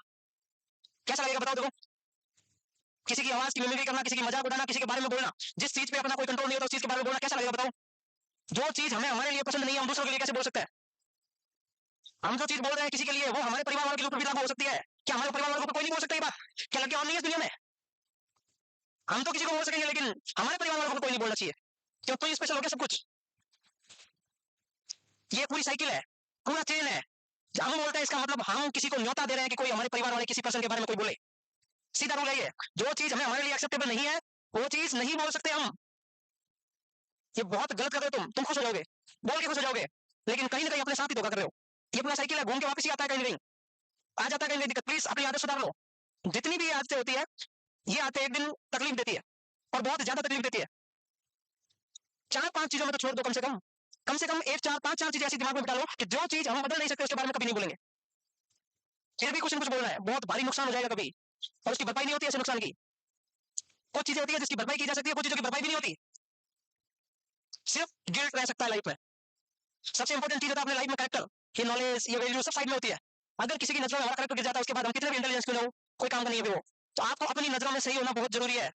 अब सबसे इंपॉर्टेंट होती है अपनी सेल्फ रिस्पेक्ट, और सेल्फ रिस्पेक्ट इतनी हाई होनी चाहिए कोई हमारे ऊपर ये ना बोल दे। आप अपने हिसाब से सही होने चाहिए, लोग हो सकता है बोले वो गलत हो सकता है, लेकिन आपको पता होना चाहिए कि मैं सही हूँ। सबसे इंपॉर्टेंट ही सेल्फ रिस्पेक्ट है। जिस दिन हमारा कैरेक्टर डाउन हो गया, हमारी सेल्फ रिस्पेक्ट चली गई। ह्यूमन में और जानवर में एक ही डिफरेंस है कि ह्यूमन में विवेक होता है, सेल्फ रिस्पेक्ट होती है, खुद की सोचने की कैपेसिटी होती है, और उसमें वो नहीं होता, और वो चीज भी हम यूज नहीं करेंगे। फिर हमारे में एनिमल्स में कोई डिफरेंस नहीं है। हम लोग सबसे यूनिक कोर्स में है। आप चीज नोटिस की होगी कभी, एक एमए किया हुआ बंदा टीचर लगा हुआ है, और आप सिर्फ बीएससी नर्सिंग हो या सिर्फ जीएनएम नर्सिंग भी क्यों ना हो, आप दोनों जगह किसी जगह जाना, आपको वैल्यू ज्यादा मिलेगी। और आप खुद देख लेना, आप ज्यादा उनसे अच्छा कम्युनिकेशन कर पाओगे, आप उनसे ज्यादा बोलते हो अच्छे, आप ज्यादा अच्छी इंग्लिश बोल पाओगे, आपका कम्युनिकेशन अच्छा होगा, और लोग आपको ज्यादा प्रायोरिटी देंगे। तो लोगों को पता है एजुकेशन किताबें कोई भी पढ़ लेगा, लेकिन मेडिकल टर्मिनोलॉजी की किताबें पढ़ के आपको वैल्यू ज्यादा मिलती है। तो हम खुद चलते हमारी वैल्यू डाउन नहीं करेंगे, दूसरे कोई नहीं वैल्यू डाउन करते, लेकिन हम अपना खुद का नुकसान कर लेंगे। हमें सबसे अलग प्रायोरिटी के साथ देखा जाता है सोसाइटी में। एक टीचर बनता है फर्स्ट ग्रेड, उसकी उतनी वैल्यू नहीं है, आपका एम्स में सेलेक्ट हो जाए, देखना लोग बोलेंगे एम्स में सेलेक्ट हुआ है, चाहे आप एम्स में किसी भी पोस्ट पे हो। और एक फर्स्ट ग्रेड का टीचर वो प्रॉपर तरीके से नहीं बोल पाता, कम्युनिकेशन आप उसे अच्छा बोल पाते हो क्योंकि आपका एनवायरमेंट पहले से इतना अच्छा है। आप ऐसे फील्ड में हो जहां आपका लेवल ऐसे लोगों के साथ रहता है कि आप बहुत ज्यादा सीखते हो, और वो लोग कितना भी पता लिखा हो इतना ज्यादा नहीं बोल पाते। और हम ऐसे करेंगे तो लोग बोलेंगे कुछ भी अच्छा है, कितना भी अच्छा है, गया बीता ही है फिर।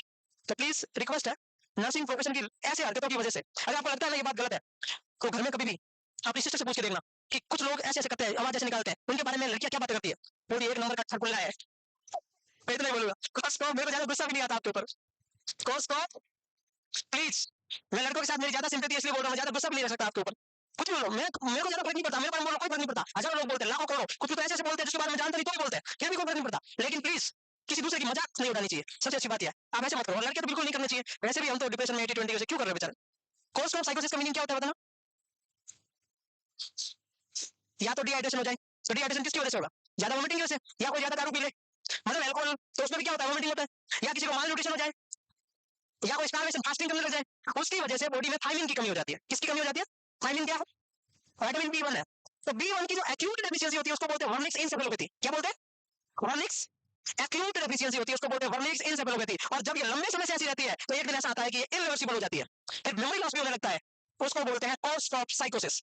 विटामिन बी वन का क्रोनिक कॉम्प्लिकेशन है, विटामिन बी वन की डेफिशिएंसी का क्रोनिक कॉम्प्लिकेशन है कोर्स ऑफ साइकोसिस। तो पेपर में सीधा आता है कोर्स ऑफ साइकोसिस कौन से विटामिन की डेफिशिएंसी से होता है?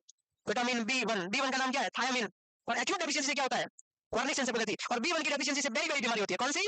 एक होता है ड्राई बेरी बेरी, एक होता है वेट बेरी बेरी, एक होता है इन्फेंटाइल बेरी बेरी। तो इन्फेंटाइल बेरी बेरी याद ही नहीं रखना, प्रेग्नेंट मदर ने नहीं खाया, होने वाले बेबी को हो गया, खत्म बात। ड्राई बेरी बेरी है ये। बेरी बेरी किससे बचे? दो। वेट बेरी बेरी किसको अफेक्ट करता है? हार्ट को। वेट मतलब लिक्विड, ऐसे याद रखो। लिक्विड किसमें? हार्ट में, दिमाग में? हार्ट में। दिल का रास्ता थोड़ा लिक्विड है, इसका मतलब जो वेट बेरी बेरी होता है वो कार्डियोवास्कुलर सिस्टम को अफेक्ट करता है, और इमोशन एकदम सूखे होते हैं, तो नर्वस सिस्टम को जो अफेक्ट करता है वो तो ड्राई बेरी बेरी होता है। और ड्राई बेरी बेरी दो टाइप का, एक्यूट इंसेफेलोपैथी और पोस्ट ऑफ साइकोसिस। समझ में आया? वर्निक्स इंसेफेलोपैथी और पोस्ट ऑफ साइकोसिस, ये दोनों किसके एग्जांपल है? ड्राई बेरी बेरी के एग्जांपल है। समझ में आया ना? तो क्वेश्चन आ रखा है एक बार, मैंने ये कितनी बातें क्यों बताई कि हाइपरएमेसिस ग्रेविटी का कॉम्प्लिकेशन क्या है? कोर्स ऑफ साइकोसिस। क्योंकि लंबे समय से वॉमिटिंग होगी, थायमिन की डेफिशिएंसी हो जाती है प्रेग्नेंट, इसकी वजह से कोर्स कम, हालांकि अल्कोहल वाले में भी होता है बट इसमें भी होता है। क्या ये बात समझ में आई? हाँ या ना? ठीक है। नॉर्मल वॉमिटिंग हो रही है, मॉर्निंग सिकनेस बहुत ज्यादा हो जाए, हाइपर, किसमें? फीमेल में। अब किसी की वाइफ प्रेग्नेंट है, प्रेग्नेंट कौन? और उसका होने वाले बच्चे का पापा, दैट्स वाइफ का हस्बैंड, उसको पहले वाला वॉमिटिंग हो रही है, हमारे बाबू की क्या हो गया? जो भी हुआ तेरी वजह से हुआ है, बताओ उसको क्या बोलते हैं? वाइफ के प्रेग्नेंट होने की वजह से उसके हस्बैंड को मॉर्निंग सिकनेस होना क्या कहलाता है? चौंचलेबाजी सिंड्रोम बोलते इसको। फर्जीवाड़ा, झूठ है, ऐसा होता नहीं है, झूठ दिखा रहा है। अगर सच है तो लेबर पेन सहन कर, तो माने उसको बोलते हैं कोविड सिंड्रोम। क्या बोलते हैं? इसको बोलते हैं सिंपैथेटिक साइन है, ऐसे जानबूझ के सिंपैथी शो करता है, होता कुछ नहीं, वैसे कर रहा है तू। तो ये हो गया मॉर्निंग सिकनेस। 50% फीमेल में लगभग, 50% किसी में नहीं होती, किसी में होती, वैसे भी लेवल पे डिपेंड करता है। लिखो मॉर्निंग, ठीक, तो थोड़ा सा ऐसे याद रखना है मॉर्निंग सिकनेस क्या होता है, हाइपरमेसिस क्या होता है। तो एक थोड़ा सीवियर है, एक नॉर्मल है।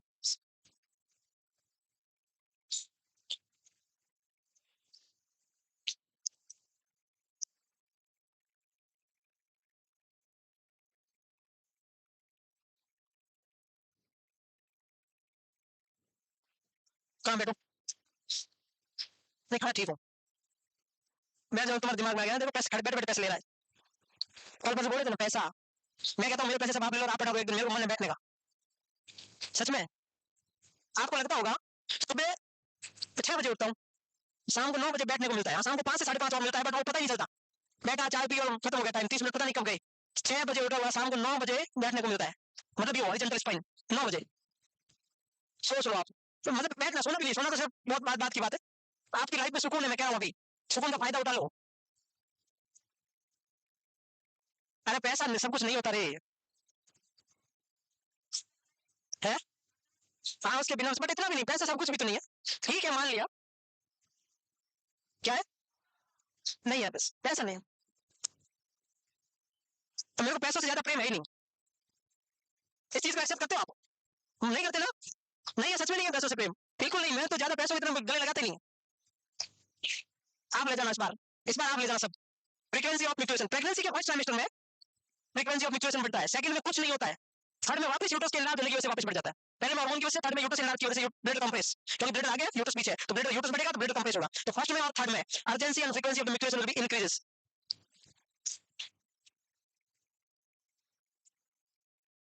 ये यूट्रस है, धीरे धीरे यूट्रस बढ़ेगा तो ब्लड क्या होगा? कंप्रेस होगा, तो उसकी वजह से रेजिडुअल वॉल्यूम कम हो जाता है। इसका मतलब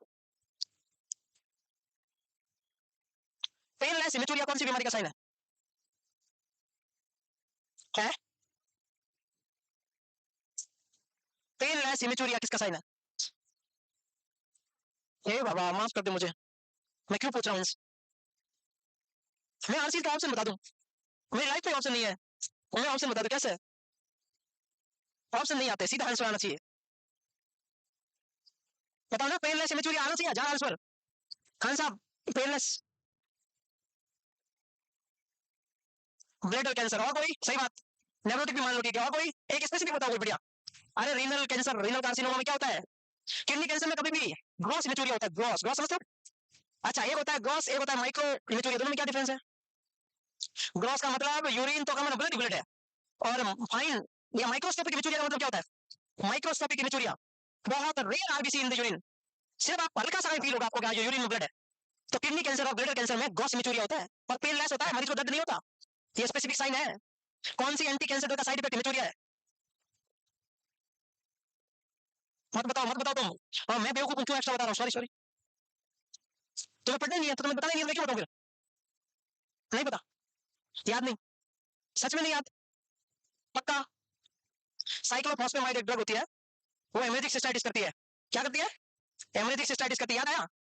साइक्लोफॉस्फेमाइड नाम की ड्रग, जिसका साइड इफेक्ट हेमरेजिक सिस्टाइटिस, ऐसे पेशेंट को मेसना नाम का एंटीडोट देते हैं और इंक्रीज ब्लड देते हैं। याद आया किसी को?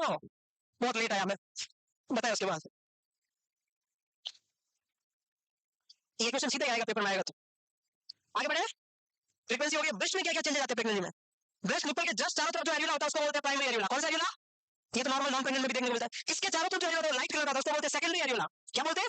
और इसके ऊपर डॉट डॉट होता है उसको बोलते हैं मोंटेगोमरी ट्यूब्रिकल्स। ये तीनों इमेज आ सकती है, ये कौन सा एरिया इमेज में, ये कौन सा सेकेंडरी, डॉट डॉट क्या बोलते हैं? मोंटेगोमरी ट्यूब्रिकल्स। तो ब्रेस्ट को लिखो, देखें प्रेगनेंसी में जो फीमेल प्रेग्नेंट होती है मेमोरी आर्टरी में ब्लड सप्लाई बढ़ती है और ब्रेस्ट की साइज इंक्रीज होती है, कौन से हार्मोन की वजह से? ये देखो इसमें दिख रहा है आपका, प्राइमरी एरियोला, सेकेंडरी एरियोला, और जो डॉट डॉट नजर आ रही है वो मोंटेगोमरी ट्यूब्रिकल, जो डार्क कलर है वो प्राइमरी एरियोला, जो लाइट कलर उसके सराउंडिंग में हो सेकेंडरी एरियोला, और डॉट डॉट इज मोंटेगोमरी ट्यूबिकल्स। ठीक है, ये बात तो समझ आ गई। अब ब्रेस्ट अंडर क्या, ब्रेस्ट की हाइपरट्रॉफी और हाइपरप्लेजिया होता है। क्वेश्चन आता है ब्रेस्ट की हाइपरट्रॉफी और हाइपरप्लेजिया होना क्या कहलाता है?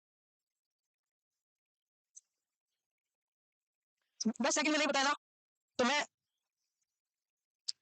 अरे जेनेसिस मतलब फॉर्मेशन, मेमो मतलब ब्रेस्ट, मेमोजेनेसिस। मेमोजेनेसिस कौन से दो हार्मोन की वजह से होता है? Oestrogen and progesterone. Oestrogen and, हम फिजियोलॉजी ऑफ लैक्टेशन में पढ़ेंगे, तो हाइपरट्रॉफी हाइपरप्लेजिया होता है। एस्ट्रोजन हार्मोन डक का ग्रोथ करवाता है, एस्ट्रोजन हमेशा हाइपरप्लेजिया करवाता है। क्या करवाता है? और प्रोजेस्टेरॉन क्या करवाता है? हाइपरप्लेजिया का मतलब क्या होता है? Increase the number of cell. Hypertrophy increase the size of the cell. Hypertrophy का मतलब increase size of the cell. Hyperplasia का मतलब इंक्रीज नंबर ऑफ, दोनों मिलकर ब्रेस्ट की साइज बढ़ाते हैं। ठीक है, ठीक है भाई। मस्कुलरिटी बढ़ती है तो ब्लड थोड़े थोड़े डार्क वेन नजर आने लग जाती है। मॉन्टेगोमरी ट्यूबिकल भी बता दिया, सेकेंडरी एरियोला भी बता दिया। सीक्रेशन, कोलेस्ट्रॉल का सीक्रेशन प्रेगनेंसी में कितने वीक से शुरू हो जाता है? 12। लेकिन थिक कोलेस्ट्रॉल कब आना शुरू हो जाता है? 16। कब? 16। जल्दी लिखो प्लीज। एजियोलॉजी ऑफ लैक्टेशन पढ़ेंगे हम आगे, अभी नहीं। परक्यूरियम नहीं पढ़ेंगे, अभी मैं पढ़ूंगा तो वापस पढ़ानी पड़ेगी, मैं ऐसे तो नहीं कर सकता।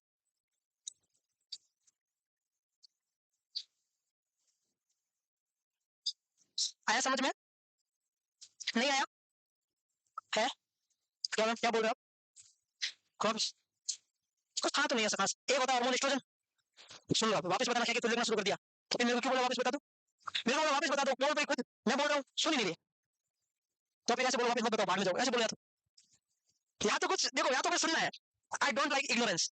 सुनो, सबको कह रहा हूँ ना मैम, तो मेरी छोटी बहन है, मैं आपको भी कह रहा हूँ। एस्ट्रोजन और प्रोजेस्टेरॉन, एस्ट्रोजन क्या होता है? नंबर ऑफ सेल को बढ़ाता है। तो इससे भी क्या होगा? नंबर ऑफ सेल बढ़ेगी तो भी साइज बढ़ेगी, और एक्चुअली साइज बढ़ने को बोलते हैं हाइपरट्रॉफी।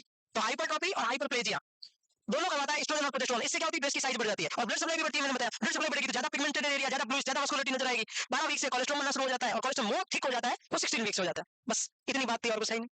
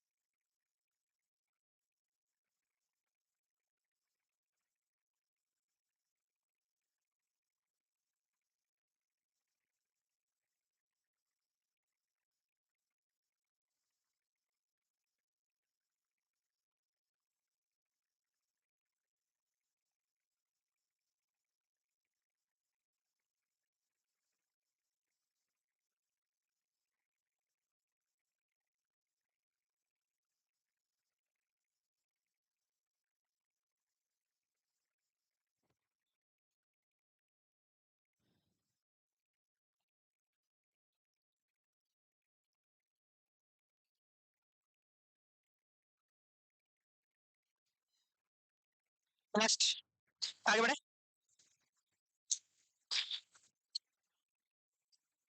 अब आता सेकंड ट्राइमेस्टर। फर्स्ट ट्राइमेस्टर की चीजें सारी पढ़ ली हमने। देखो, ऊपर वाली दो लाइनें आपको लिखनी ही नहीं है, क्योंकि आप सभी क्या हो? समझदार, ज्ञानी हो। क्यों नहीं लिखनी? कि सेकंड ट्राइमेस्टर हम पढ़ रहे हैं जो 13 से 28 वीक तक होता है। पहला ट्राइमेस्टर 0 से 12, फिर 13 से 28, और फिर 28 से 40। इसमें यह है कि सब्जेक्टिव सिम्टम जैसे मॉर्निंग सिकनेस, नोजिया, वोमिटिंग और फ्रीक्वेंसी और फैटिग, वो सब साइड हो जाता है। एमनोरिया कंटिन्यू रहता है, ये सबको ही पता है। तो जो चीज पता है वो जाए। अब सेकंड ट्राइमेस्टर में मेनली क्या होता है? क्विकनिंग। और आपको अच्छे से पता है क्विकनिंग का मतलब क्या होता है। First fetal movement felt by mother is called quickening. तो पहले एक्सपीरियंस ज्यादा हर्टिकल का होता है, उसको तो हो जाता है 16 वीक में भी फील, और प्राइमरी ग्रेविटा को 18 वीक लगता है। ये सब्जेक्टिव फाइंडिंग है ना क्विकनिंग थोड़ा सा।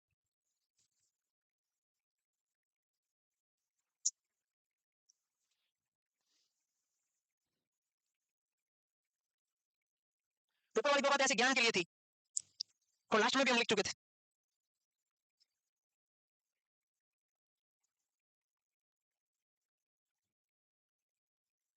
क्या हुआ? क्या हुआ? जल्दी क्लास में क्या कर रहे हो? है? क्या हुआ? अच्छा, उससे सही हो जाएगा।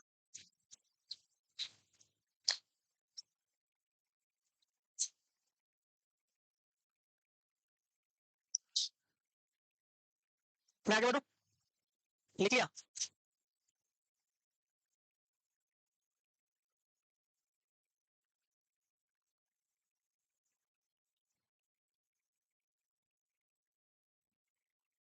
पता था मुझे यही करोगे तुम।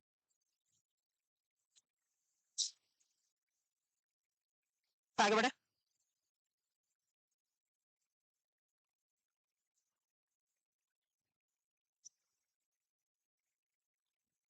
अभी तक नहीं लिखने का कारण ये है कि मेरी बात मानी नहीं।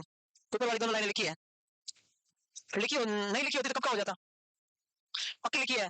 और कुछ लोग ओवर इंटेलिजेंट है तो उन्होंने पूरा पूरा लिखा है। 18 week in primi para about 2 week earlier, ऐसे और लिखा है। सीधा नहीं लिखा I M G 16 week P G 18 week, ऐसे किसी ने नहीं लिखा है। और सब बहुत हाई इंटेलिजेंट है। पेज भरना है, वहां तुम्हें एग्जाम में नहीं आएगा, पेज भरना है। जितना शॉर्ट में लिखोगे उतना बेनिफिट होगा, याद अच्छा होगा। लिखना खुले खुले, लिखना शॉर्ट है बस। ऐसा नहीं हो कि एक लाइन में सब लिख दो, वो गड़बड़ करनी। पेज पूरे मिटाना है, लिखना कम है। अब जनरल एग्जामिनेशन करें धीरे धीरे। यूट्रस तो बढ़ गया, ठीक है। अब क्या करें, फेस के बारे में थोड़ा देख लेते हैं। जो जो फीमेल प्रेग्नेंट होती है ऐसा बोलते हैं कि उसके फेस के ऊपर काली काली छाया आने लगती है। क्या बोलते हैं उसको? फिर यहाँ पर एक लाइन बन जाती है, लोअर एब्डोमेन पे कुछ झुर्रियां आने लगती है। सब क्या नहीं हो तो ये कॉलेस्मा। फॉरहेड, चिक और नोज पर तितली जैसी, कैसी? बटरफ्लाई मास्क बोलते हैं इसको। क्या बोलते हैं? लीनियर निगरा। लीनियर निगरा क्या होती है? लीनियर मतलब होता है एकदम सीधी। डिप्लॉइड प्रोसेस से स्टार्ट होती है सिंपाइसिस ट्यूबिस तक, सीधी लाइन होती है, उसको बोलते हैं लीनियर नाइग्रा। और स्ट्राइक ग्रेविडरम, स्ट्राइक एल्बिगेंस नहीं ग्रेविडरम। और यही अगर प्रेगनेंसी के बाद में पोस्टमार्टम पीरियड में इसका नाम बदल देते हैं, एल्बिगेंस कर देते हैं। स्ट्राइक ग्रेविडरम का होता है लोअर एब्डोमेन पे।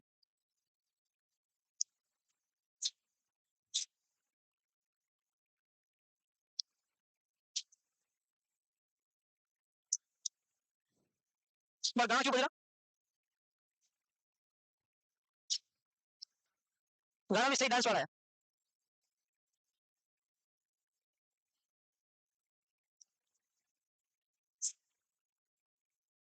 भंडारा में नाचे। अरे अपन प्रोग्राम मार देंगे, अभी तो बाहर चलने दो। आपको सुनाई दे रहा गाना?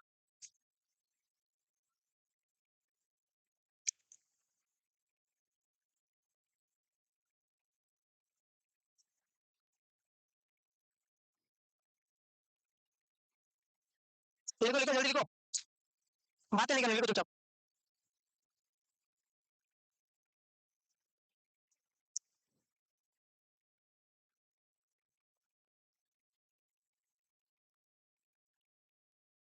हो गया? प्लीज।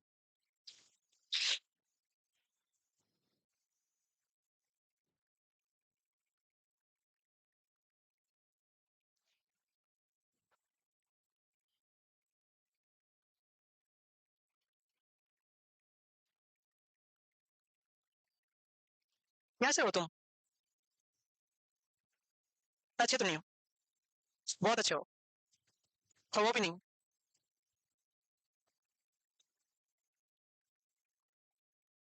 डन।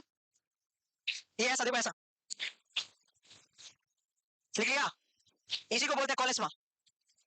ग्रेविडम भी बोल सकते हैं, प्रेगनेंसी मास्क भी बोल सकते हैं, फॉरहेड चिक भी हो सकते हैं। डिलीवरी के बाद में धीरे धीरे हट जाते हैं, एमएसएच की वजह से होते हैं, मेलेनोसाइट स्टिमुलेटिंग हार्मोन की वजह से होता है। वो भी कॉलेस्मा पढ़ाया था, वो यही है। वापस लिखोगे, कुछ लोग वापस लिखेंगे, मेरा का मन है नहीं लिखवाने का।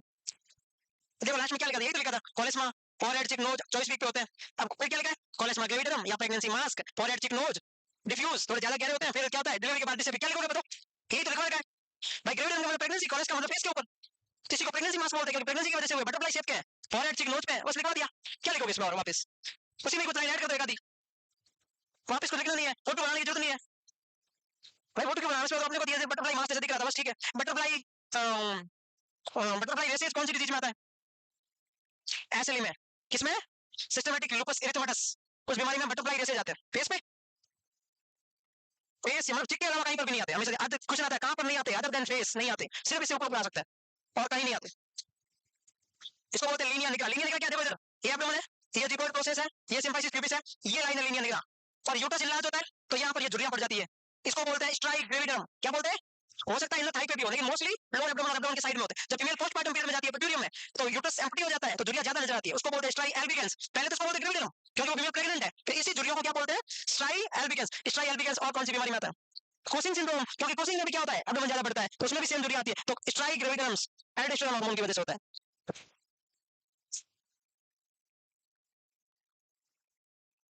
ये दोनों बातें लिख लो।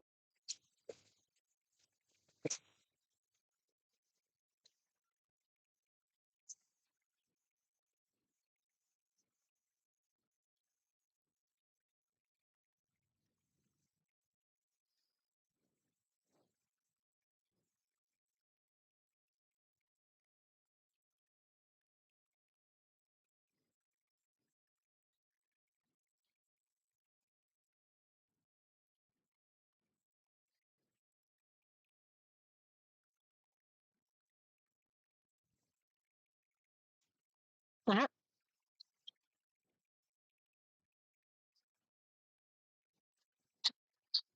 ये गिराई क्यों मैंने? किसकी? आपकी?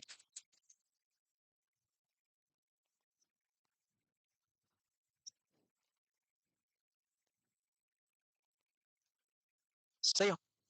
आशीर्वाद। आपका आशीर्वाद जरूरी है भाई। पता नहीं किस वक्त में भगवान विराजमान है। किसी को हल्का नहीं समझना चाहिए कभी भी। कण कण में भगवान है। किसी को भी नहीं समझना। किसी को भी। क्या पता कहाँ से ज्ञान मिल जाए। तो पढ़ाई कर ले, ठीक है।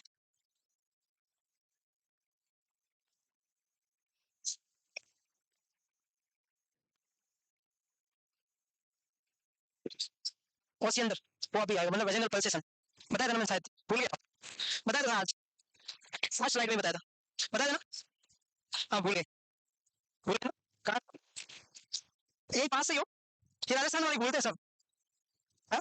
बाकी वाले तो दूर से आए, उनको पता है स्ट्रेस है, पढ़ना है, मुझे पढ़ना है। राजस्थान वाले के पास में कोचिंग है, घर की मुर्गी दाल बराबर। इसलिए भूल गए आप।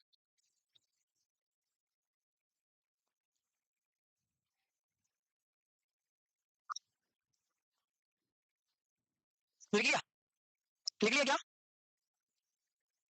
लिख लिया? नेक्स्ट। ऐसा कुछ नहीं होता नेक्स्ट मतलब।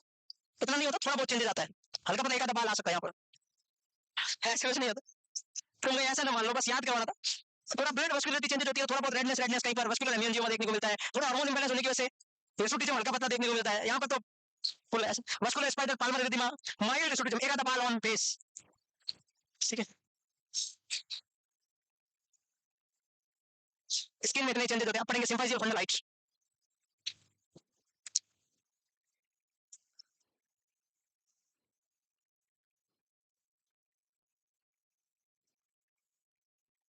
फोटो बनाना नहीं, लिखना है।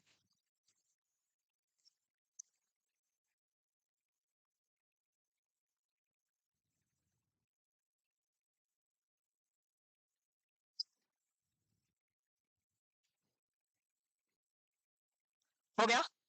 आगे बढ़ सकता हूँ? अब symphysial fundal height is very critical topic. McDonald rule जाए साइड में, अपन पढ़ेंगे सिम्फाइजियल फंडलाइट के बारे में। सुन लेना प्लीज। आराम से सुनोगे, 2 मिनट 2 मिनट। 2 मिनट। तो 2 मिनट के आगे मैं 10 लगा दूंगा, पता चलेगा नहीं आपको। सबसे पहले जब फीमेल नॉन प्रेग्नेंट थी तो यूट्रस कितना था? 7.5। 7.5। एक बात और, जब तक फीमेल नॉन प्रेग्नेंट होती है यूट्रस पेल्विक ऑर्गन होता है कि एब्डोमिनल? कब तक? तो सीधा बात कर लेता हूँ। जब तक फीमेल 12 वीक की प्रेग्नेंट होती है यूट्रस अभी तक कौन सी कैविटी में है? Pelvic cavity. जो ही 12 वीक को क्रॉस करेगी यूट्रस कहाँ गया? यहाँ पर एम्ब्लाइकस। तो यूट्रस 16 वीक की प्रेग्नेंट होती है, कितने यूट्रस नहीं, फीमेल। फीमेल 16 वीक की प्रेग्नेंट होती है, कितने वीक की? तो यूट्रस का फंडस कहाँ पर होगा? Between umbilicus and symphysis pubis. Symphysis pubis और अम्लाइकस के बीच में। बिटवीन सिम्फाइसिस प्यूबिस एंड अम्लाई, 12 वीक पे at border of pelvic cavity and abdominal cavity. सही बोला क्या? भाई 12 वीक पे दोनों के बॉर्डर पे है ना। ठीक है, अब ये 16 वीक पे आया है। 20 से 24 वीक पे कहां चला जाता है? At the level of at the level of at the level of umbilicus. मतलब हाइट साइज किसकी बढ़ती है? फंडस की। नीचे वाला पार्ट ये रहता है, ये फंडस की साइज बढ़ती है ऊपर जाता है, इसलिए इसको बोलते हैं सिम्फाइसिस फंडल हाइट। ये अपनी जगह पे फिक्स है, इसकी साइज बढ़ेगी। तो यहाँ पे मापते कैसे सिम्फाइसिस फंडल हाइट? कैसे मापते कौन बताएगा? फीमेल को सुपाइन पोजीशन लेटा के राइट हिप के नीचे कोई पिल्लो या टॉवल देना है। ऐसा क्यों? ऐसा क्यों?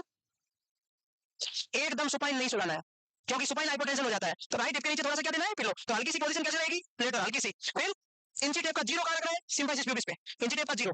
इंची टेप का जीरो बाद में रखेंगे, चलो पहले अपन क्या करें? फीमेल को हल्की से चलाया, फिर लेफ्ट हैंड को असेसमेंट करते हुए जाना है ऐसे। जहां पे लग जाएगा कि यूट्रस का आपका पार्ट एंड हो गया है, तो उसको हम क्या करना है? क्रॉस लगा देना, मार्क लगा देना है, क्रॉस। और वहां पे हाथ रखना है, इसको जॉइंट हो जाए लेफ्ट हैंड का अल्नर बॉर्डर। ये कौन सी बॉल है? ये कौन सी है? तो इसको बोलते हैं अल्नर बॉर्डर। नॉन डोमिनेंट हड्डी होता है ज्यादातर लेफ्ट, तो लेफ्ट हैंड के अल्नर बॉर्डर को फंडस के मैक्सिमम साइड पे रखना है, और वहीं पर क्या कर देना है? क्रॉस। फिर इंची टेप लेनी है, इंची टेप का जीरो यहाँ पर रखना है, ऐसे मापना है, जहां पे वो क्रॉस करता है वो हाइट कितनी है वो नोट कर लेनी है। समझ में आया क्या? जीरो कितना रखना? सिम्फाइसिस प्यूबिस पे। मैक्सिमम नंबर लेफ्ट हैंड के अल्नर बॉर्डर से पता चलता रहेगा ऐसे। फीमेल को सुलाओ इस पॉइंट तो ऐसे ऐसे देखते जाओगे, क्या अभी तक इंक्रीज हो रही है, अभी तक इंक्रीज हो रही है। यूट्रस खत्म होती पता चल जाएगा कहां पे एंड हुआ। ऐसे ऐसे ऐसे जाओ ऐसे। तो जैसे यहाँ एंड हुआ तो यहाँ पेन से कर देंगे मार्क, फिर यहाँ से मेजरमेंट कर लेंगे। समझ में आया क्या? ऐसे मापते हैं। तो लगभग अम्लाइकस पे कब आ जाता है?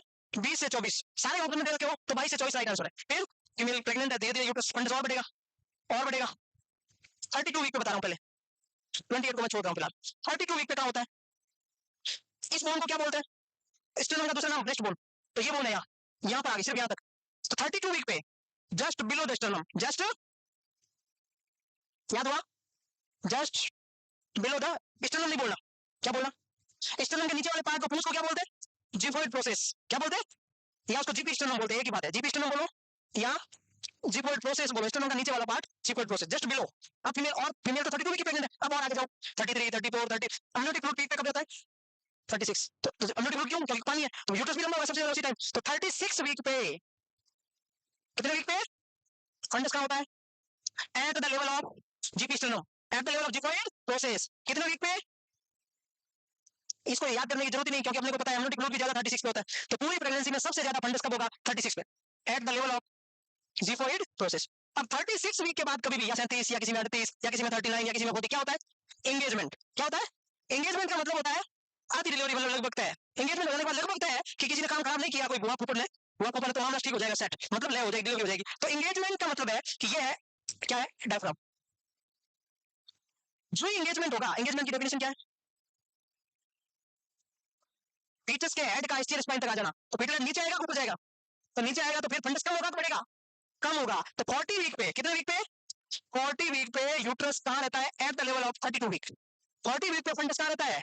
जहां 32 वीक पे था, क्योंकि एंगेजमेंट हो गया है। ऐसा क्वेश्चन भी आता है, फीमेल को डिलीवरी से 2-3 वीक पहले सांस लेने में दिक्कत कम हो जाती है, हल्का महसूस करती है, उसको क्या बोलते हैं? लाइटनिंग बोलते हैं। लाइटनिंग क्यों होता है? कि एंगेजमेंट होने की वजह से डायफ्राम नीचे आ गया, तो उसको सांस आराम से आ रहा है। लाइटनिंग बोलते हैं उसको, ड्रॉपिंग बोलते हैं उसको। क्यों? उसको वेलकम साइन बोलते हैं। क्या बोलते हैं इसको? मतलब क्या हुआ कि अब कभी ना कभी 1-2 वीक में डिलीवरी हो जाएगी, वेलकम साइन। कहने का मतलब क्या है? लाइटनिंग को, ड्रॉपिंग को ही वेलकम साइन बोलते हैं, क्योंकि फीमेल की सांस में दिक्कत, शॉर्टनेस ऑफ ब्रीथ डिसअपीयर हो जाती है, रिजॉल्व हो जाती है। क्यों? क्योंकि एंगेजमेंट हो गया। समझ में आई क्या बात? तो 32 वीक और 40 वीक पे इक्वल होता है। सिंपल फंड, समझ में आई? अब मैं बोल तो ज्यादा किसमें होता है, तो ये बताने की जरूरत नहीं है। जिसके अंदर कंटेंट ज्यादा होता है उसमें ज्यादा होगा। Multiple pregnancy, polyhydramnios, tumour, choriocarcinoma, GTD, जिसमें बड़ा एसिड ज्यादा किस्म होती है। तो उस लाइन से थोड़ा याद रख सकते हैं, अंदर से आइडिया लगा लो। अंदर कंटेंट ज्यादा, यूट्रस ज्यादा बड़ा, तो किस किस में ज्यादा बड़ा? अपने आप कॉमन सेंस लग जाएगा आपका। कम किस में? या तो एबॉर्शन हो जाए, या फीमेल का वेट ज्यादा नहीं बढ़े, आयु आयु तैयार हो जाए, फीटस की ज्यादा वेट नहीं बढ़ाओ, या मदर को न्यूट्रिशन हो, सही, या टॉपिक प्रेगनेंसी हो गई हो, एबॉर्शन हो गया हो, आयु आयु तैयार हो गया हो, बस याद, ये तो बेसिक बात है। तो लिखवा दूं क्या सिंपल बंडल, राइट? ये समझ में आया सब? 28 वाला एक एंसिबोम कार्टिलेज नाम का कुछ कार्टिलेज होता है। तो 28 वीक को याद रखना है कि एंसिबोम कार्टिलेज होता है। क्या होता है एंसिबोम कार्टिलेज? कि ये है आपका अम्लाइकस, ये है जिगोट प्रोसेस, इसके बीच में कार्टिलेज होता है, इसको बोलते हैं एंसिबोम कार्टिलेज। कौन सा कार्टिलेज? तो वो अम्लाइकस से 2/3, जिगोट से 1/3, उसको बोलते हैं, उस लेवल पे रहता है, उसको बोलते हैं एंसिबोम। उसमें लिखवा दूंगा मैं, वो थोड़ा एग्जैक्ट याद करना है, बाकी सारी चीजें आपको याद ही है। मिटा दो ना, बेसिक है, मिटा दो, लिखवा देते। मैकडोनाल्ड साइन बाद में लिखेंगे, पहले ये height of the uterus is midway between symphysis pubis and umbilicus 16 week. 12 week वाले पहले लिखा है कि इसलिए मैंने नहीं लिखवाया। जब मैं यूट्रस पढ़ा था तो पढ़ा रखा है 12 वीक को पहले होता है। 24 वीक पे at the level of umbilicus, at the junction of lower two third and upper two third is called ensiform cartilage, 28 week.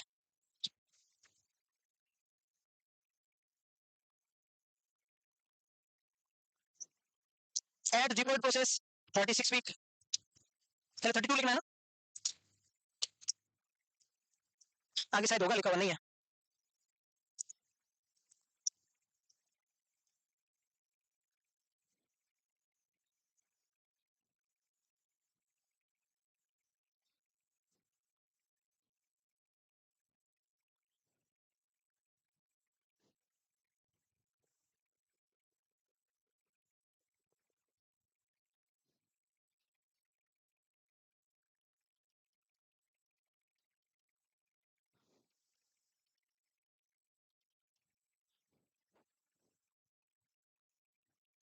सबसे लास्ट में लिखना 40 वीक वाला है ना,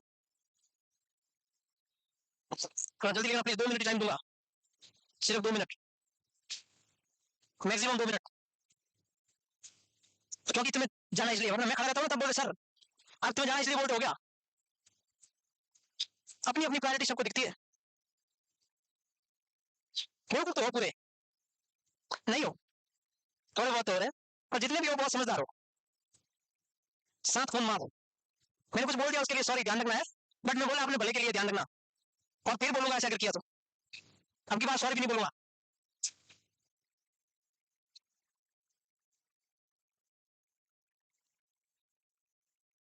हो गया? तो नहीं भी हुआ, I am not responsible for all this miss happenings. सुनो, सुन लो, अगर कोई फीमेल 18 वीक से ज्यादा और 30 वीक के बीच में प्रेग्नेंट है, और अगर क्वेश्चन पूछ ले कि उसकी सिंपैथी और कंडलाइट कितनी है, आप क्या बताओगे? सीधे पूछ लो कोई, अगर कोई फीमेल 18 वीक से ज्यादा है 30 वीक से कम है तो बोले आपकी सिंपल से पंडस तक की हाइट बताओ, आप कैसे बताओगे? जितने वीक की प्रेग्नेंट है इतना सेंटीमीटर है, प्लस माइनस मतलब 2 का फर्क हो सकता है, तो क्या लिखोगे? Same as week, same as जितने वीक की प्रेग्नेंट है उतनी सेंटीमीटर। 18 वीक किया तो सिंपल से 18 सेंटीमीटर, 20 किया तो 20, 22 किया तो 22, 24 किया तो 24, मतलब 18 से 30 में बराबर रहती है। समझ में आया क्या? 18 से 30 वीक के बीच में उतनी ही हाइट रहेगी जितने वीक की प्रेगनेंसी है, और हाइट हमेशा सेंटीमीटर में रहेगी, तो जितना वीक उतना सेंटीमीटर, बस। ये लास्ट लाइन थी, चार्ज निकालो। और थैंक यू सो मच।